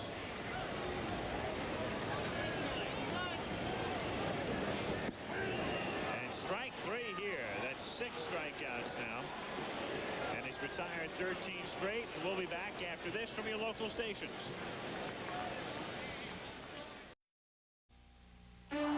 Baseball's hottest, brightest, sharpest, and steadiest stars in the All-Star Game, July 15th on ABC Sports. The Mets about to win 3 of 4 from the Astros. First of all, 7th inning, 2 out, 1 on. Howard Johnson gets around on this fastball, drives it to the pen in left field. The Mets in command 5-1. It's now 5-3 in the 9th. If the Mets hang on, Sid Fernandez will become the first 11-game winner in the National League. Al Michaels and Jim Palmer with you. We go to the 6th inning in Boston as Jim Presley starts things for Seattle. 1-0 the count. Presley, Phelps, and Tartabull. Game tied 1-1.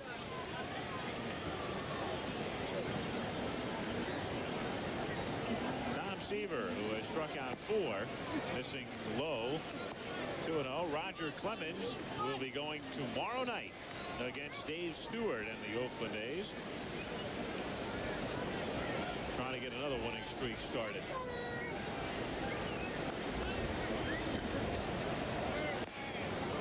Clemens is 14-1, and tomorrow night's game will be exactly the halfway mark of the season for Boston. Barrett singled and stole second, moved up when Boggs grounded out, and Rice brought him in with a base hit. Then in the fifth, Owen with a base hit, Reynolds with a single, and the ball deflecting off Armis's glove, sending Owen to third, and Moses tied the game with a sac fly.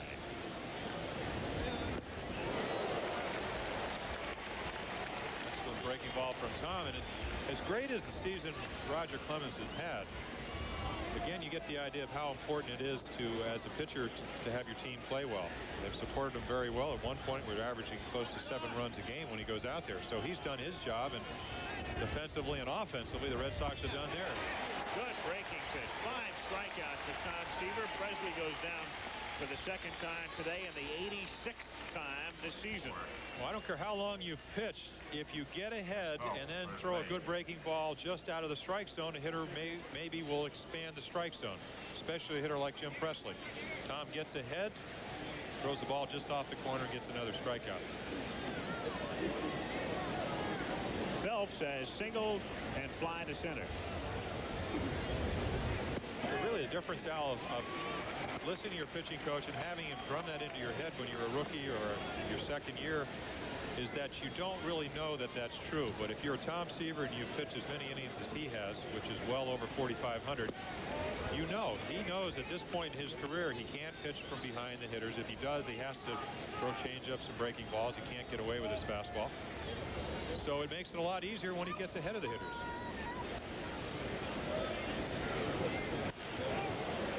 Phelps grounds it to Barrett. 2 down. And Tarnable coming to the plate. Just sitting here thinking, looking at Seaver. Seaver is one of 4 active 300-game winners. And I say active because Carlton now is active again with the Giants. The others being Phil Niekro and Don Sutton. And all of them have changed uniforms in the past year. Phil Niekro with the Yankees a year ago and now Cleveland. Don Sutton with California right now and with Oakland last year at this time. Seaver going from the White Sox to the Red Sox as Tarnable drives one to right center field. Armis races back and makes the catch on the run. And Carlton now pitching for the Giants today. But Seaver keeps rolling here, and after 5 1/2, the game's still tied 1-1. He's 14-1 and baseball's hottest pitcher. Roger Clemens is scheduled to start as Boston takes on Oakland, or the New York Yankees at Texas on ABC's Monday Night Baseball. Take a look at Tony Armis now, tracking down that last out to end the top of the 6th inning.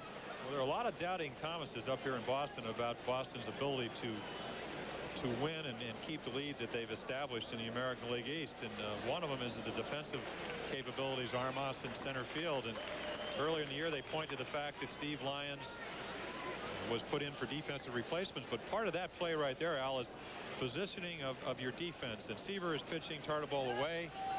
If you're going to do that, you have to play him in right center. And Armas was over there and made the play really rather easily. Didn't look like a guy with bad legs or bad wheels, as they say. Again, you saw the tennis result. If you missed it, Boris Becker winning his 2nd straight Wimbledon, taking care of Ivan Lendl today in straight sets. Ray Quinones leading off in the bottom of the 6th. Very closely contested Wimbledon as this game is, and right now the only mistake for the Red Sox has been the error by Armas. And for Langston, really lead-off single, and then the pretty good pitch to Rice that he kind of fisted into right field. Quinones bluffing a bunt. Quinones snapped an 0 for 23 streak yesterday. McNamara is going to go with him apparently for the better part of the 2nd half. He's got Ed Romero, who we can use as well, and Glenn Hoffman, the longtime shortstop, has been on the disabled list for most of the season. So Quinones could be a key factor. Well, they like his glove. They're a little disappointed with his bat. And you talk to the Red Sox front office. office or anybody, they say this is the guy that Ted Williams thinks has one of the best strokes in the minor leagues. So far this year, he hasn't been able to show it. Langston gives up his first walk and only the second walk of the game. The other issued by Seaver to Tarnable in the second inning. And Marty Barrett comes to the plate. If you go back to that walk by Seaver, there's a reason. He got behind him. He knows that Tarnable, after watching him homer both on Friday and Saturday, his capabilities of hitting the ball out of the ballpark. Quinones has not been swinging the bat well, and if you're going to get yourself into trouble, you can do it by walking the ninth hitter and getting to a guy that's on a 13-game hitting streak. And Barrett tries to bunt him along and fouls it away.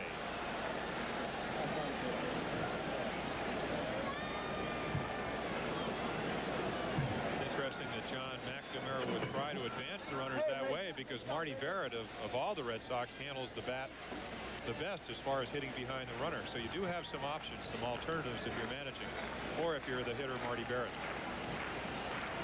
Isn't a better right fielder and hitter on this ball club than Marty Barrett. Up there to bunt again and lays this one down foul. So Barrett now with a count 0-2, which severely limits your options. That it does. When you're sitting at home, they're saying, why can't he bunt? And the reason is he's usually not asked very often to do this. As a manager, you have to know the strengths of your players. Barrett with 6 sacrifices this season, but up there now to, no, he was squaring again with 2 strikes and takes outside. 1-2. Remember, for years in Baltimore when I played for Earl Weaver, he would first and second situation late in the ball game in a bunt situation, and knowing that he didn't want to do it, he would try to bunt with Gary Renicky. Well, Gary Renicky never used to have to bunt, therefore he couldn't do it. Close play. You see a move they've almost nicknamed, and I'll do it today, the Dave Rigetti move.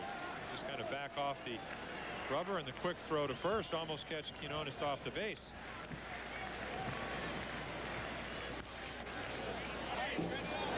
Still 1-2.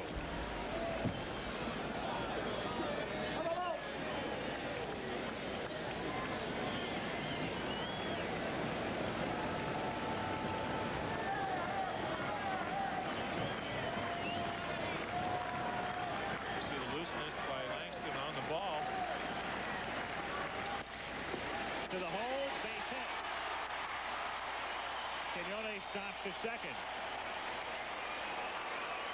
Happens so often. A guy goes up there to bunt, can't advance the man, swings away, base hit. Just a routine ground ball, but Owen up the middle, playing the percentages. Ball's to his right, and he can't get to it. Now first and second with nobody out, and here's Wade Boggs.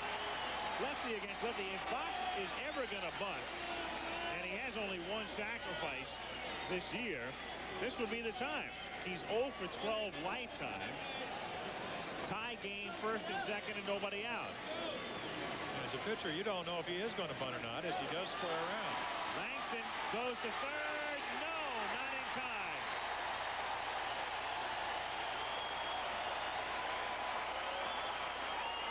And the speed of Ray Quinones beats the throw. That's exactly right, Al. You have to get hope from your catcher. Langston fields the ball, as you see Quinones running to third. Comes up firing. And he's safe by a smidgen. Langston did everything right. Right here, he's made up his mind, even though he should be getting some help, as you see. Bradley pointing first. But in his mind, he felt that he could get the lead runner and didn't. That's a sacrifice and a fielder's choice, and Stapleton fouls it away. So the Red Sox have loaded the bases with nobody out. We're tied 1-1 in the bottom of the 6th inning. Stapleton has struck out twice today. That is something, though, from the booth. You see Scott Bradley pointing to first, but did he yell loud enough? In Fenway Park, with looking around, maybe close to 33,000 people here. To shallow left field. Bradley comes in, makes the catch, and Quinones has to hold, as do all the runners. So Stapleton, a shallow fly ball. Not deep enough to get the man in. One away, And now a ground ball possibly gets you out of the inning. With Rice at the plate. If you had your brothers as a pitcher, this is not when you want to face a guy that's hitting .335 going into the game. But Langston there, just Stapleton up, knows he's more or less a spray hitter, just came up and in. Little pop fly. 1-0 on Rice. I think the big difference when you look at Jim Rice over the course of this year, less home runs, higher average, is that he's more patient. A lot of times we'll chase bad pitches in the past. Way outside. So Langston is really digging himself a hole now. 2-0 and has to come in with this one.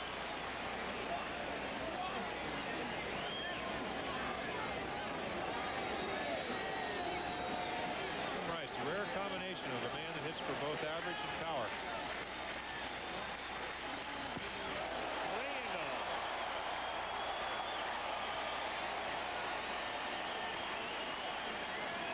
Doesn't get too many case signs, but in this particular instance, if he's ever going to get one, this is the spot. And he takes high for ball 4.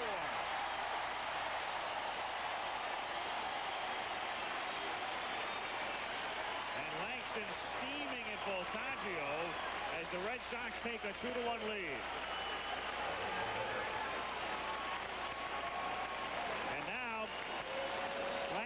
Way out of rhythm, and Phil Regan goes to the mound to try to settle him down. Langston upset with the umpire, upset with himself, and ready to go to work on Baylor as Mark Usman, the former Royal, begins to throw in the Seattle bullpen. As we talked about earlier, the one thing you want to do here at Fenway Park is stay away from the big inning. And Mark Langston, because of the leadoff walk and inadvertently throwing to the wrong base, is looking at a big inning situation. Baylor fouls it away, and the count is 0-1. Jim Rice has driven in both Red Sox runs today, and he now has 57 RBIs for the season. Baylor, too, hits into a lot of double plays because he hits the ball so sharply. He's already hit into one today. Got the corner. 0-2. Loaded with Barrett, the runner at third. Boggs takes his lead at second. Rice at first. 1 out.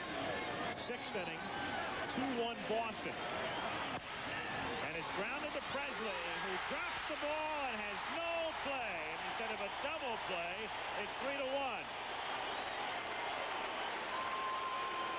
Exactly what Langston wanted, but Presley couldn't do anything with it. Well, our colleague Tim McCarver talks about staying below the hop. Perfect double play ball. The ball stays down. Presley comes up. Ball hits off the side of his glove, takes his eye off it. I think with Jim Rice at first base would have been a very difficult play to turn 2 on because of Rice's big lead at first not being held on. But if you're ever going to do it, it's a pretty good ball to try to turn a double play on. Seattle leading the league in errors. That's their second of the game. And their 81st of the season. That's about 1 a day.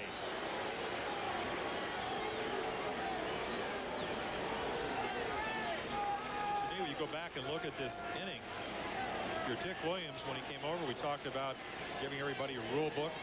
The one thing managers do not like are mental mistakes, and going to third base instead of getting the easy out at first is a mental mistake. The physical mistake we just saw by Jim Presley will happen. Normally a pretty good fielding third baseman, just didn't make that play, but the walk to Quinones and going to the wrong base is something you don't want to see happen as a manager. Owen shovels the Reynolds back to first, so they get the double play. But after the Red Sox get 2, and at the end of 6, 3-1 Boston.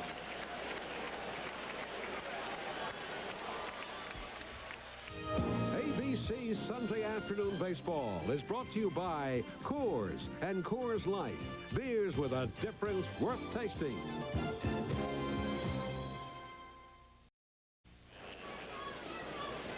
2 in a row now for Danny Sullivan as he wins the Cleveland Grand Prix today. He won at the Meadowlands last week with Michael Andretti and Father Mario finishing 2nd and 3rd, and then Mears in 4th. Next week on ABC's Wide World of Sports next Saturday, 4:30 Eastern and Pacific, Dwight Muhammad Qawi defending his World Junior Heavyweight Championship, the WBA version, against Evander Holyfield, the 1984 Olympian, in quest of a title. Here in Boston, we go to the 7th inning as Scott Bradley runs up to bunt, takes outside, ball 1. Bradley, Henderson, and Owen against Tom Seaver. Now with a 2-run lead, 3-1 Boston in the 7th.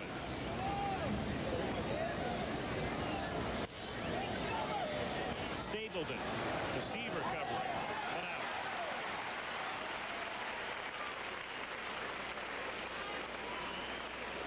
Tom doing exactly what he said he wanted to do when he came over from the White Sox. Go out there and pitch at least 7 innings, hold the other team to 3 runs or less, and so far 6 1/3 innings he's been able to do that.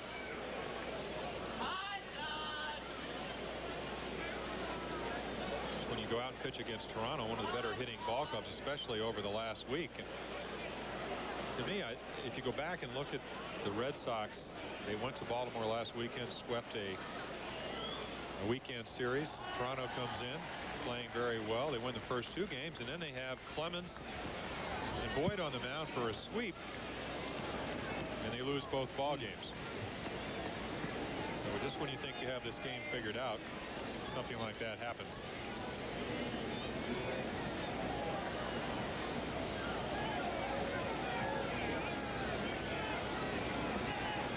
Henderson hits it in the air to left field, and Rice comes in and makes the play. Seaver has now retired 7 in a row. Earlier, he had set down 6 in a row. And Spike Owen comes up. Owen has struck out and singled.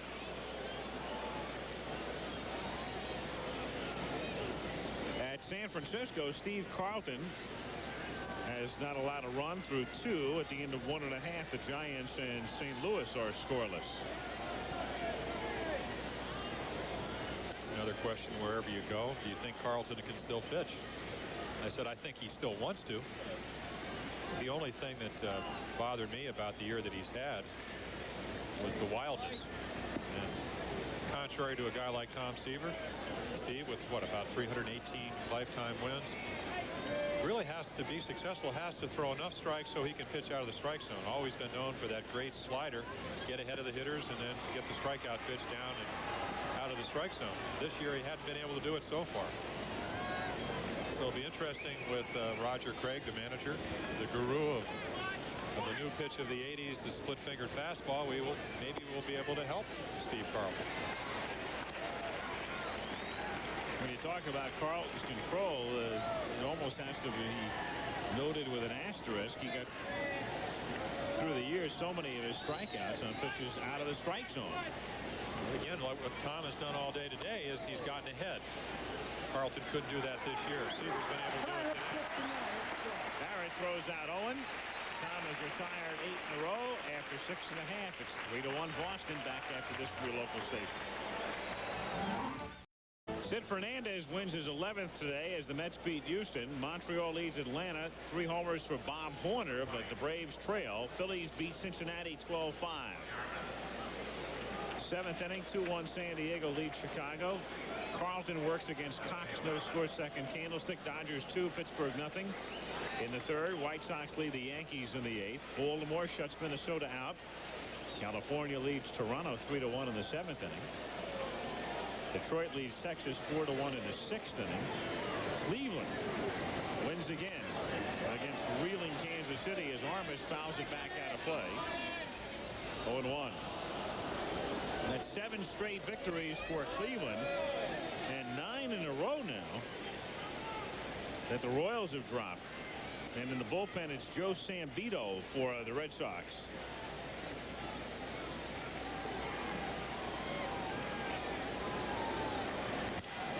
To deep left field, and gone.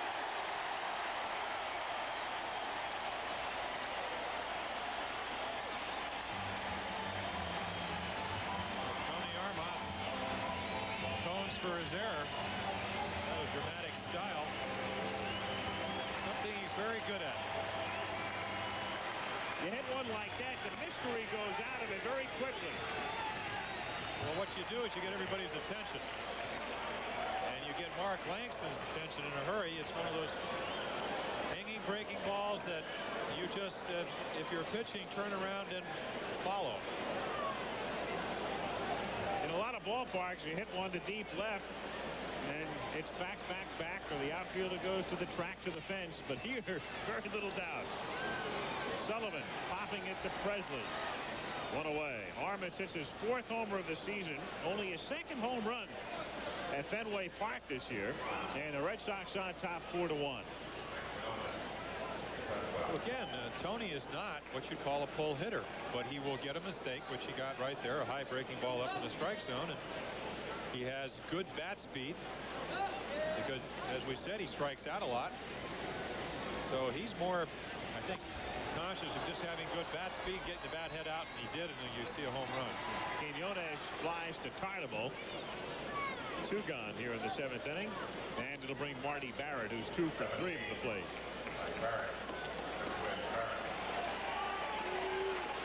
Tony Armas. And behind him, Kevin Romine, the young outfielder called up, who got a couple of starts last week when Steve Lyons was sent to Chicago. Armas becoming the everyday center fielder, and Romine now in a reserve role up here instead of in the minors. 1-0 the count on Barrett.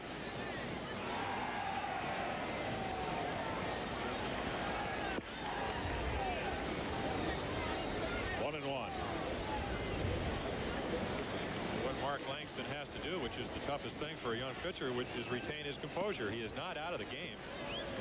Obviously disappointed, trailing 4-1. This is Fenway Park. If you've been around the league a few times, you know that 4-1 is not where you want to be, but very much in a situation. You look at yesterday's ball game where 9 runs were scored by Seattle, where they can come back and get back into this game. A couple of base runners and a fly ball, and it's tied.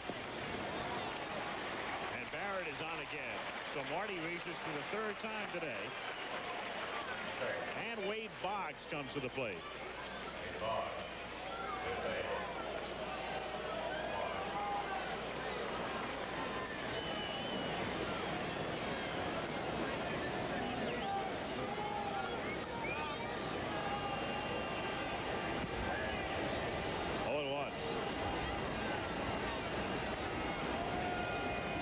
Wade Boggs has swung and missed with great infrequency this year and has not popped out to an infielder. Bradley can't find it, and even though it rolls only a couple of feet away, Barrett's able to capitalize by advancing to second.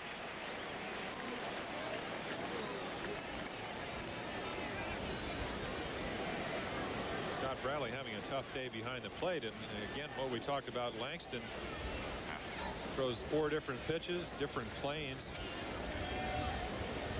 Really no excuse, but it does make your job a little bit more difficult. Scored a passed ball as Boggs takes up and in.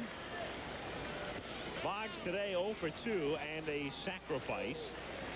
And now 0 for 12 lifetime against Langston.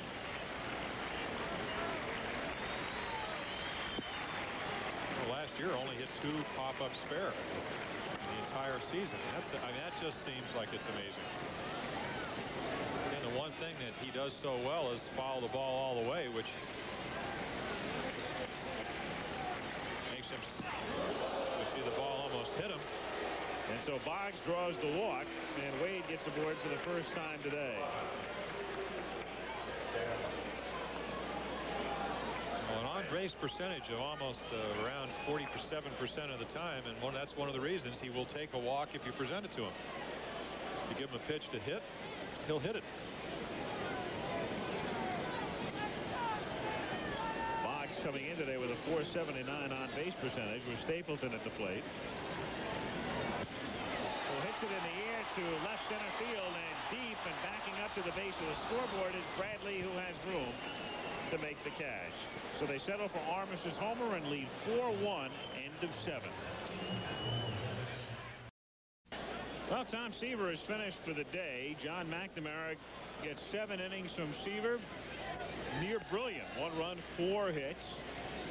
And the run set up on Armis's error. So Seaver did all you could ask and then some, and leaves with a 4-1 lead as Kevin Romine takes over for Armis in center field. And now Joe Sambito, making a remarkable comeback from surgery, takes over. Mets win 5-3, and there are the particulars. Fernandez wins his 11th. McDowell, who lost for the first time last night, gets his 8th save. Phillies win. Ticovey out of the pen to get the victory. Renicky hits a home run, his 4th, and Jeff Stone his 3rd for the Phillies. Baltimore with Ken Dixon and Don Ossie combining for the shutout. Ossie's 22nd save. Neil Heaton, who just came over in the deal with Cleveland, the loser, and the only run in the game on a homer by Fred Lynn. Here is Harold Reynolds as we go to the 8th inning. Reynolds, Moses, and Bradley facing Joe Sambito. She said an amazing recovery. Torn ligaments in his left elbow when he's with the Houston Astros. They take this bone graft and take a ligament out of your right leg, graft it to your left elbow, similar to what Tommy John, as we see the New England version of the wave.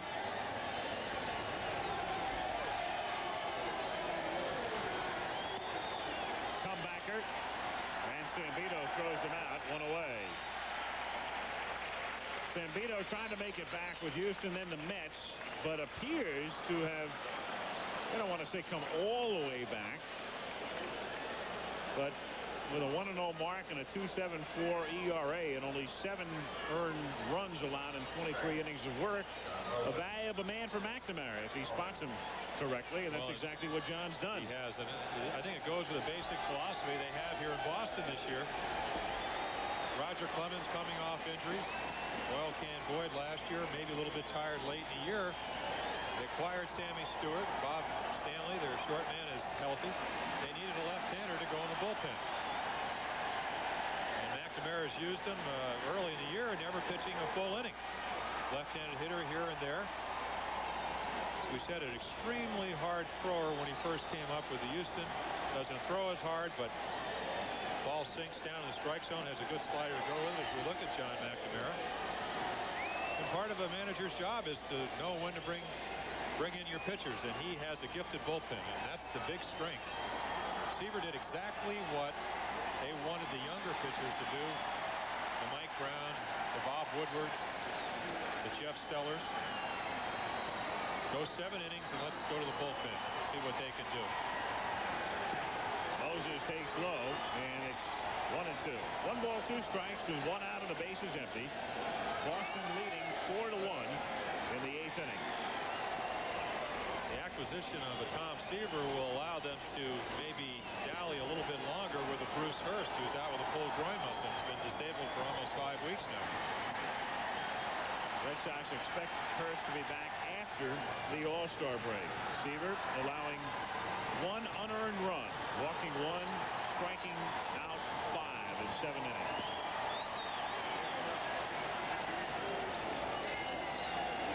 Two and 2 to go. A lot of the experience the younger pitchers on the Red Sox pitching staff received this year will help most likely in September. You go to 40 men if you do that. To right field, and Evans gauges it.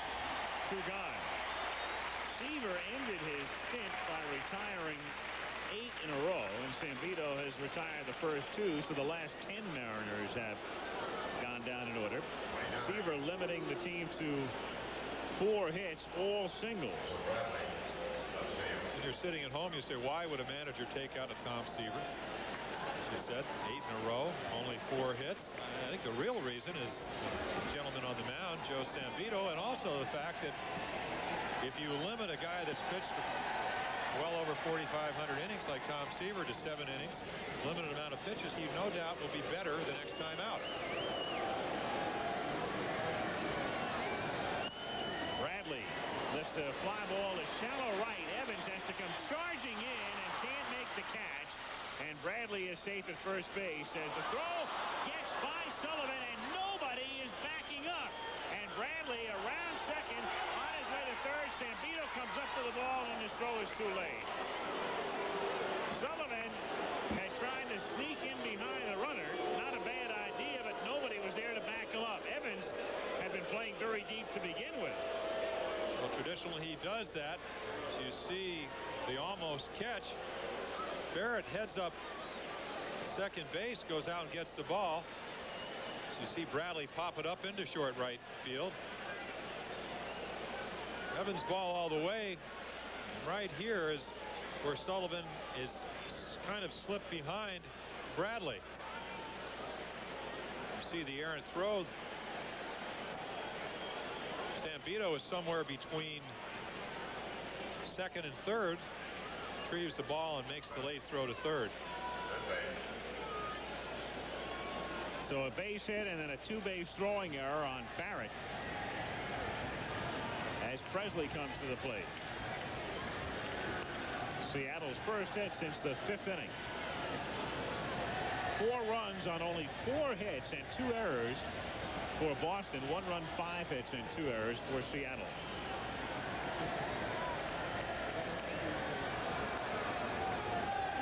Presley hitting .283, 17 home runs and 59 runs batted in.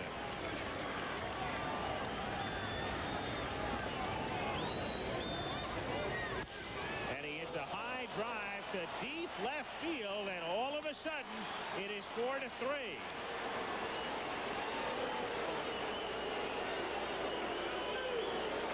And as the late Bob Prince, the gunner, used to say, a bloop and a blast. You saw it right here at Fenway Park, and what we talked about last inning. Mark Langston, lose your composure, put your team out of the game. You never do that here. 17 home runs. This is the 18th one. Fastball with too much of the plate. As we said, Sambito is not the hard thrower he used to be. Has to stay on the corners, out of the middle of the plate, especially the home run hitters. Speaking of home run hitters, here's another one. Phelps has hit 13 this year and takes low, so it's 4-3. The home run for Presley is his 18th of the season, and Bob Stanley is in the bullpen.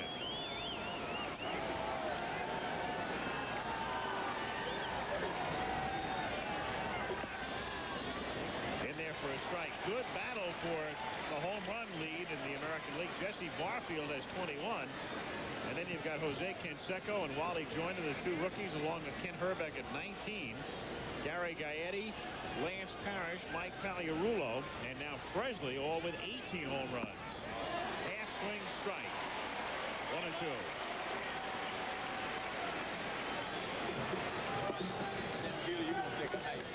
Aaron, a third baseman. Making it 4-3. 2 out, bases empty in the 8th. The one thing that Dick Williams commented that this team will not quit. We're playing the way he wanted them to play when he came over. He said one thing they are not is quitters. Very easy for a team that was, as we said earlier, expected to compete for the division crown, the American League West. A horrendous start. 3-2.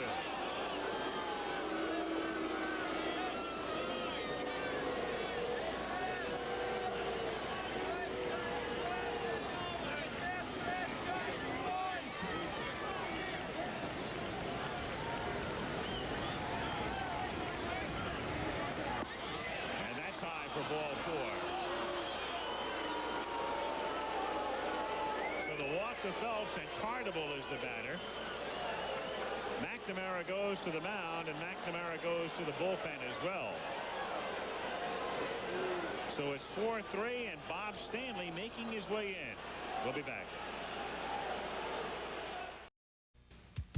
This is Corey McFerrin in New York. In San Francisco, Giants and Cardinals. The big story here is Steve Carlton. His new Giants uniform, first appearance is released by the Phillies. Hammered pretty good here. St. Louis scoring 1 run. The run will be out at the plate. St. Louis leads at 1-0 in the 3rd inning of play.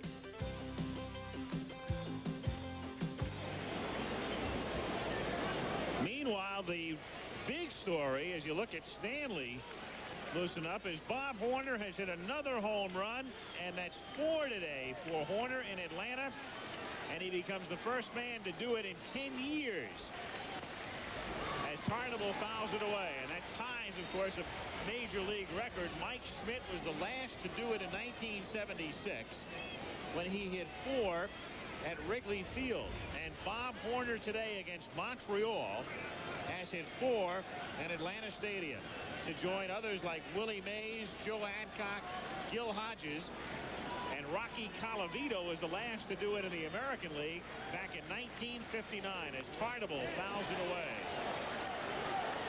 And they lost the game 11-8. Montreal beats Atlanta as Horner hits 4 home runs in a losing cause. It's a lot of dingers. Boy.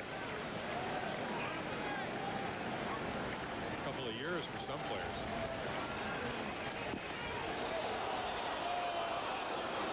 One and two. I said earlier, look at Steve Crawford, pitched yesterday along with Bob Stanley. Stanley was injured last year. Growth on his pitching finger.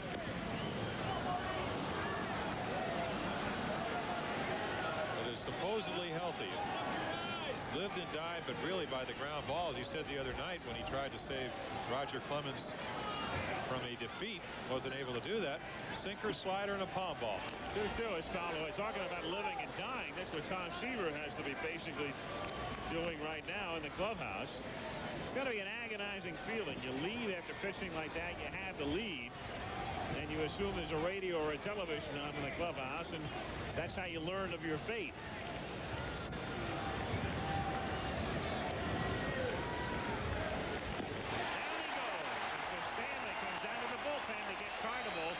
Protect the lead, at least for now, as Seattle gets 2 and the Red Sox lead 4-3. Well, John McNamara earlier talked about what he expected when the Red Sox left spring training. Al, I thought that we had a very good chance. Our only question was our bullpen, because that was a shortcoming last year. And felt with a healthy Bob Stanley and Steve Crawford, the addition of Joe Sambito, I felt that our starting pitching was fine, was solid.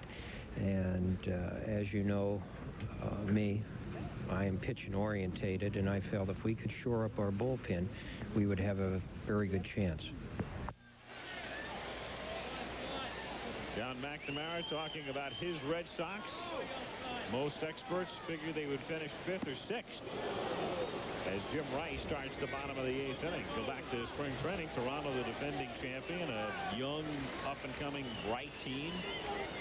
A lot of people thought Detroit would rebound. The Yankees and Baltimore were also certainly more strongly considered by most than Boston. And even Milwaukee picked ahead of Boston by a number of writers, broadcasters, and those who follow the game pretty closely. Did not even mention Sammy Stewart, who has been on the disabled list, soon to come off. 3-1 on the year, but only limited to 26 innings. When you talk to a lot of the Red Sox writers, they talk about the fact that they need him because a lot of their young pitchers haven't been getting into the 5th and 6th innings. Rice hits it to right center, and making the play is Moses for the out. Well, tailing away, but Moses with good speed, tracking it down, 1 away. Don Baylor hitless in 3 trips today. Comes up batting .259 with 15 homers and 55 RBIs.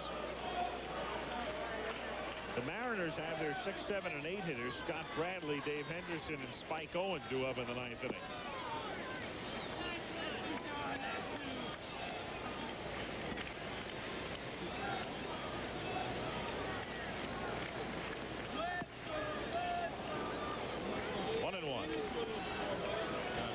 Back, and he's saying pretty big strike zone today. Again, if you hit the catcher's glove, which Langston's done a lot of times, as you see him again going up and in, and that's the book on Donnie Baylor. Likes to get his arms extended. If I look at Don Baylor, I look, the key to his swing is his left shoulder. When he does not hit well, he pulls out. He didn't there. Got a hanging breaking ball up in the strike zone and just hammered it to left. So 1 on and 1 out, and it will bring up Evans. Once again, you can see a 2-1 slider. Baylor right on it. This telecast, presented by authority of Major League Baseball, may not be reproduced or retransmitted in any form without the express written consent of Major League Baseball.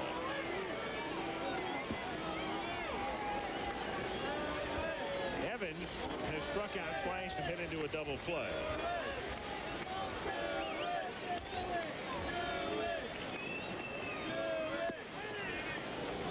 Oh, 1.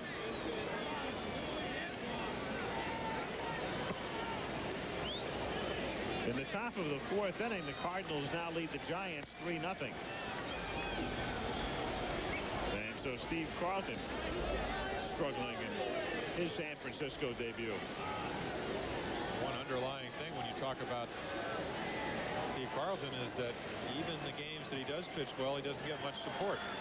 He pitches poorly, he doesn't get support. He pitches well, he doesn't. We see another strikeout by Mark Langston.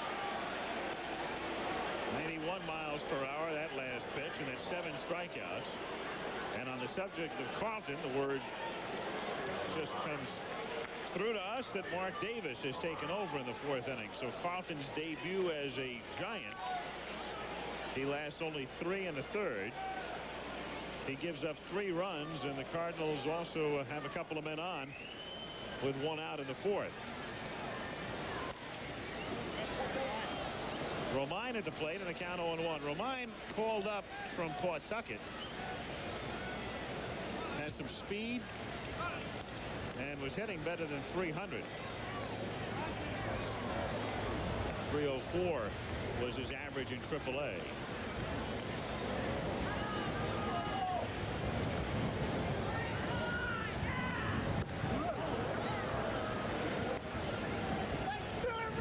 Mark Langston has done exactly what we talked about a couple innings ago. The game looked like it was out of hand.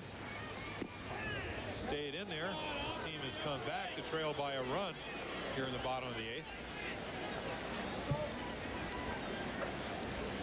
So if you're a Seattle fan, the scenario is he needs an out, and then you go sit on the bench and hope for your team to score a couple of runs, which will not be an easy task against Bob Stanley. The only way you get to that position, of course, is to get 3 outs here in the bottom of the 8th.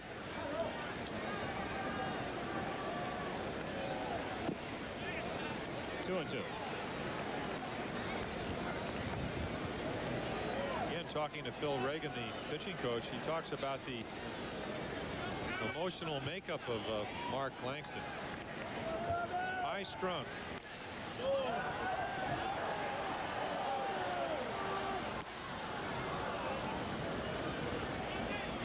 Right now, the difference in the game is that home run by Tony Armas in the 7th inning, which looked like frosting, but as Jim pointed out at the time, 4-1 in Fenway Park. Ain't like 4-1 in a few other places. Been in games here where you go into the 9th inning 7-1, 8-1, and you don't have enough runs. At least you get that feeling on the bench. 3 and 2 now with 2 out. So Baylor will be taking off from first base. And you put yourself in a position by going 3 and 2. You know that Baylor will be running. Most likely would score on a double. We see ball 4.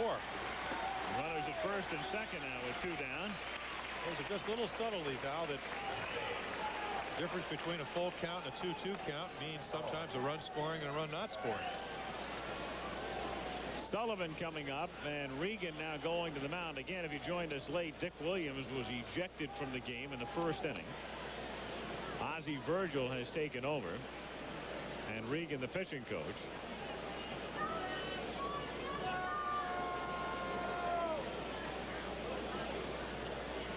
And Langston will stay in to face the Red Sox catcher. Again in the 9th inning, Scott Bradley, Dave Henderson, and Spike Owen due up for Seattle.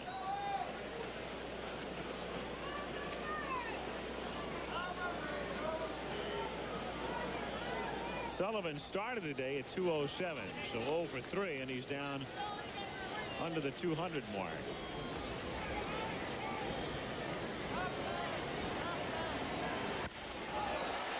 High fly ball and down the line and into the corner, and going out of our view and into the corner. It is a what is it? Out of our view, and Phil Bradley, whatever happened, is pleading his case with the third base umpire. Larry McCoy perhaps contending fan interference. No doubt about that, Al. What he's saying is somebody reached into the playing area and interfered with the out, which they have the right to do, but the umpire's job is, if they do that, in his estimation, the ball should have been caught or could have been caught, to call him out. This is what the argument's about. And now this will precipitate another umpires conference. Third base umpire is Larry McCoy. The plate umpire is Vic Voltaggio. That's Ozzie Virgil out there. Virgil, the acting manager. I'm sure Ozzie's saying get some help, similar to what happened in the first inning. Change the call then.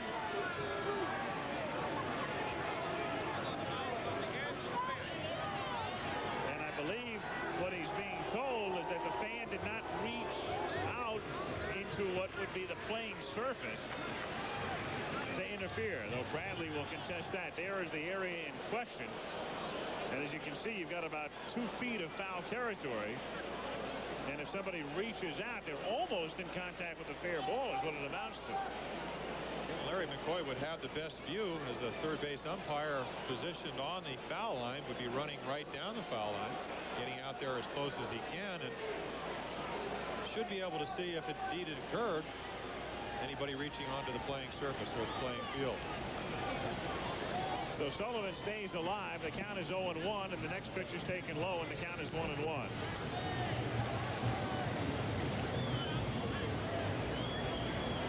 Mark Langston shakes his head. He says, first I throw a fly ball that should have been an out, then I throw a curveball that should have been a strike. Call it a ball. The count goes to 2-1.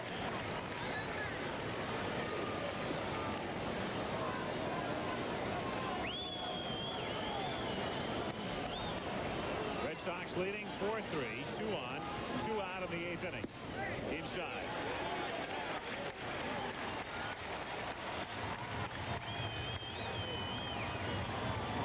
Three and 1 to count.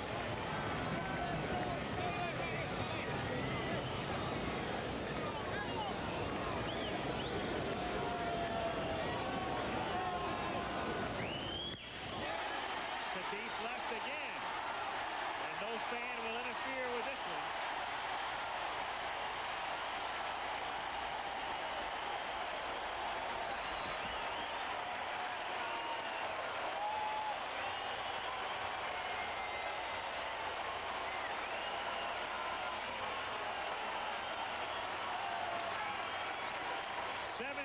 Boston. And suffice it to say, the Mariners are not particularly enamored of the arbiters today. No, they're not. Hitters count 3-1. Langston knew he had to throw a strike. So did Sullivan. Screeno, we used to call it up here in Fenway. Fly ball into the net. His first homer of the season, and we mentioned earlier that his first career homer came off Mark Langston. As Quinones takes outside for a ball, 1-0.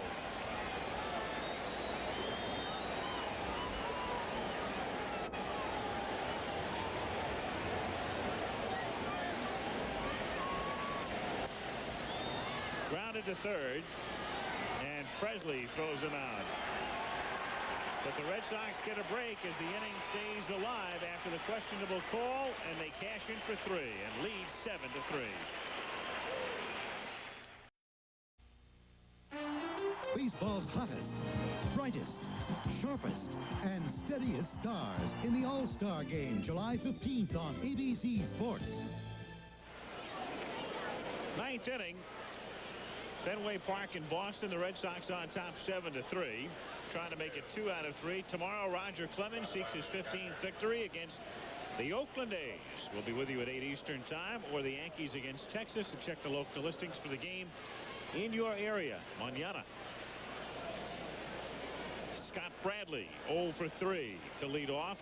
Bob Stanley now with a 4-run cushion.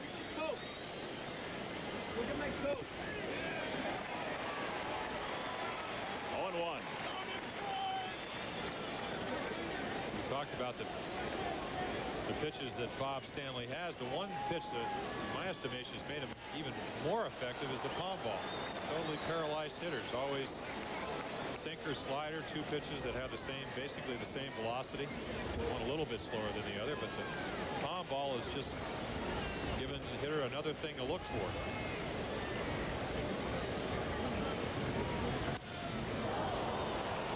Toward Romine in center field. One away. Red Sox are trying to make it 2 out of 3 in this series. And trying to win their 7th in 8 games with Seattle this year. Seattle's only victory against Boston yesterday.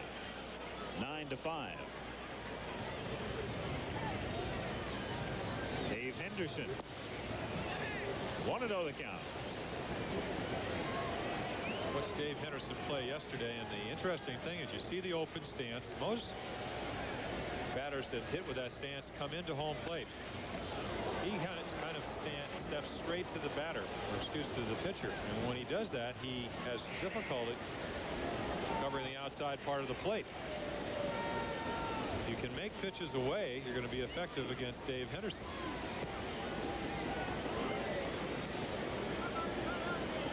Two and 1 the count.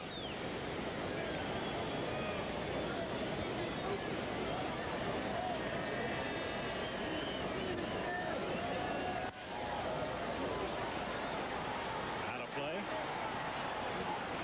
2-2.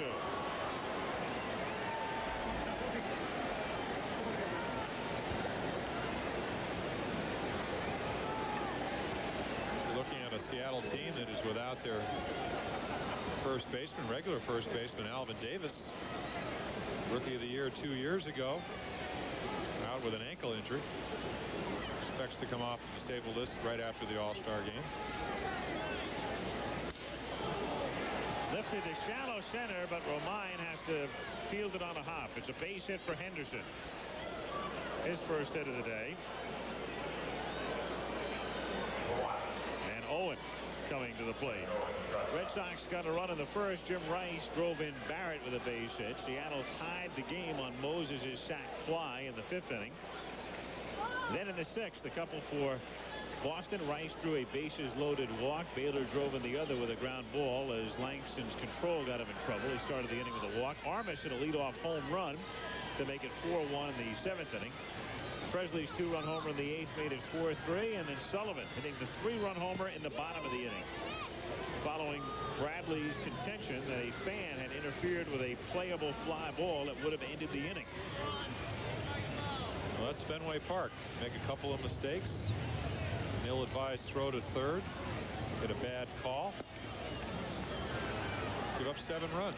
Funny, isn't it, how a guy like Mark Sullivan, hitting around 200, sparingly used, has hit 3 lifetime homers, and there he is, 2 of them off a pretty good pitcher in Langston. The same pitcher against whom Wade Boggs is 0 for 12 lifetime.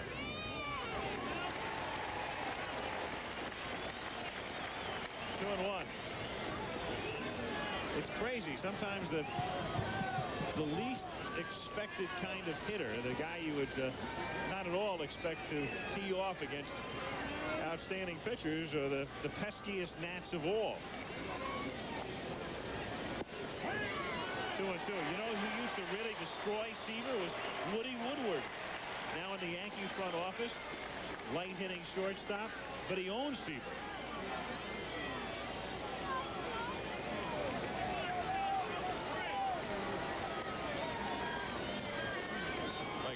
Looking at that pitch and saying that's a ball, yet Ocasio called it a strike.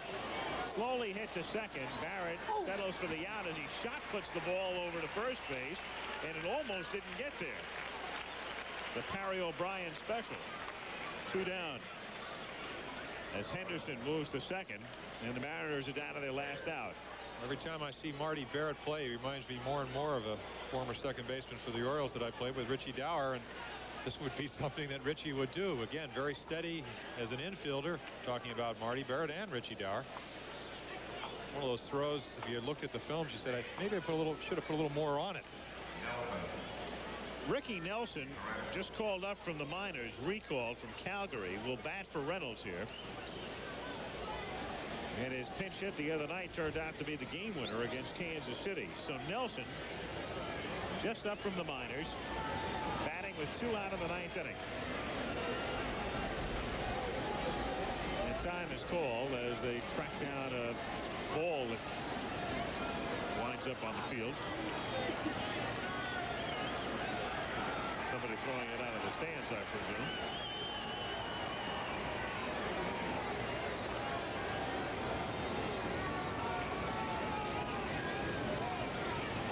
Stanley's pitch to Nelson is grounded sharply through the middle, but it's Quinones getting back to second, and he throws him out to end it as the grass slowed it down, and Nelson grounds out to end the game.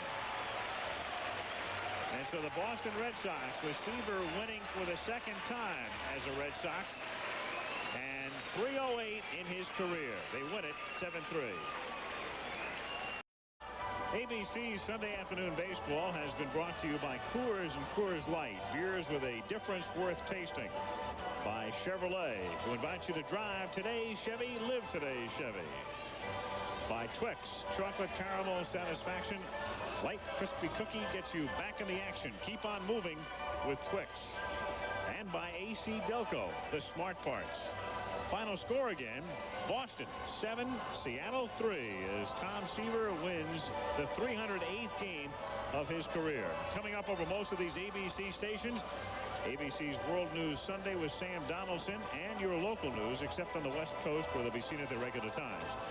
Travel arrangements made through a promotional fee paid by United Airlines. United flies more people to Hawaii than any other airline. Nobody knows Hawaii like United. And this has been a presentation of ABC Sports, recognized around the world as the leader in sports television.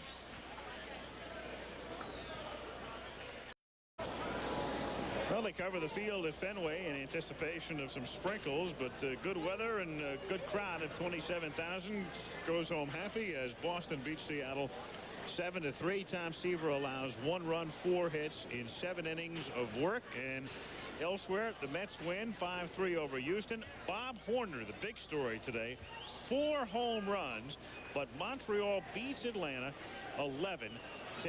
Philadelphia defeats Cincinnati 12-5. And San Diego was a winner as the Padres beat Chicago. Steve Carlton gets knocked out in the 4th inning in his Giants debut. Cardinals lead 3-0 in the 5th. And the Pirates and the Dodgers are tied 3-3 in the 6th inning at Los Angeles. The White Sox beat the Yankees, and so Boston's lead over New York is now 8 in the AL East. Baltimore behind Dixon and Ossie, and Lynn's home run beats Minnesota 1-0. California leads Toronto by a score of 8-1 in the 9th inning. And Detroit leads Texas 5-2 in the 9th inning. If that holds up, California would be half a game back. Cleveland makes it 7 straight wins, and Kansas City has now lost 9 in a row, 5-0 Indians. And Oakland knocks off Milwaukee by a score of 6-3. Right now, let's check in with Corey McFerrin in New York. All right, Al, some highlights from around the major leagues this afternoon. First of all, the Yankees and White Sox, Comiskey Park, Chicago. Top of 1, a man on for Dave Winfield, and he really cranks this thing out. Winfield's 13th home run of the year. Deep in the upper deck, the Yankees lead 2-0.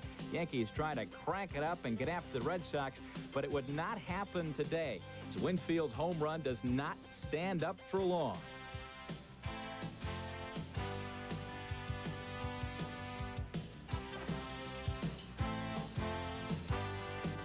The White Sox in the following inning score 3 times to take the lead over the Yankees. Here's John Cangelosi. Little flare, left field. This thing is going to drop in for the base hit. Julio Cruz comes in to score easily. And Chicago goes ahead 3-2. They go on to win 5-2, taking 2 of 3 on the weekend series. Now, the Angels and the Jays at Exhibition Stadium. Top of the second inning, scoreless game. This is Rob Wilfong. Base hit. Up the middle on the bouncer. Jack Howell around to score. The Angels lead at 1-0. California trying to put the heat on. Division-leading Texas. Top of 5, man on. Gary Pettis. A shot. Left field. This is going over George Bell's head. Rupert Jones scores. The Angels lead 2-0. Next batter, rookie sensation Wally Joyner. A shot down the line, left field. This thing's going to score Pettis, and the Angels take a 3-0 lead. Right now it's 8-1 California in the 9th inning. Kirk McCaskill going after his 9th win on the year. That's the story from here. Now back to Al. Okay, Corey, and so the Red Sox keep rolling, take 2 out of 3 over the weekend from Seattle, and their lead in the American League East is now 8 over the Yankees as they get set to meet the Oakland A's behind Roger Clemens tomorrow night. Boston wins it 7-3. Al Michaels, Jim Palmer, so long from Fenway.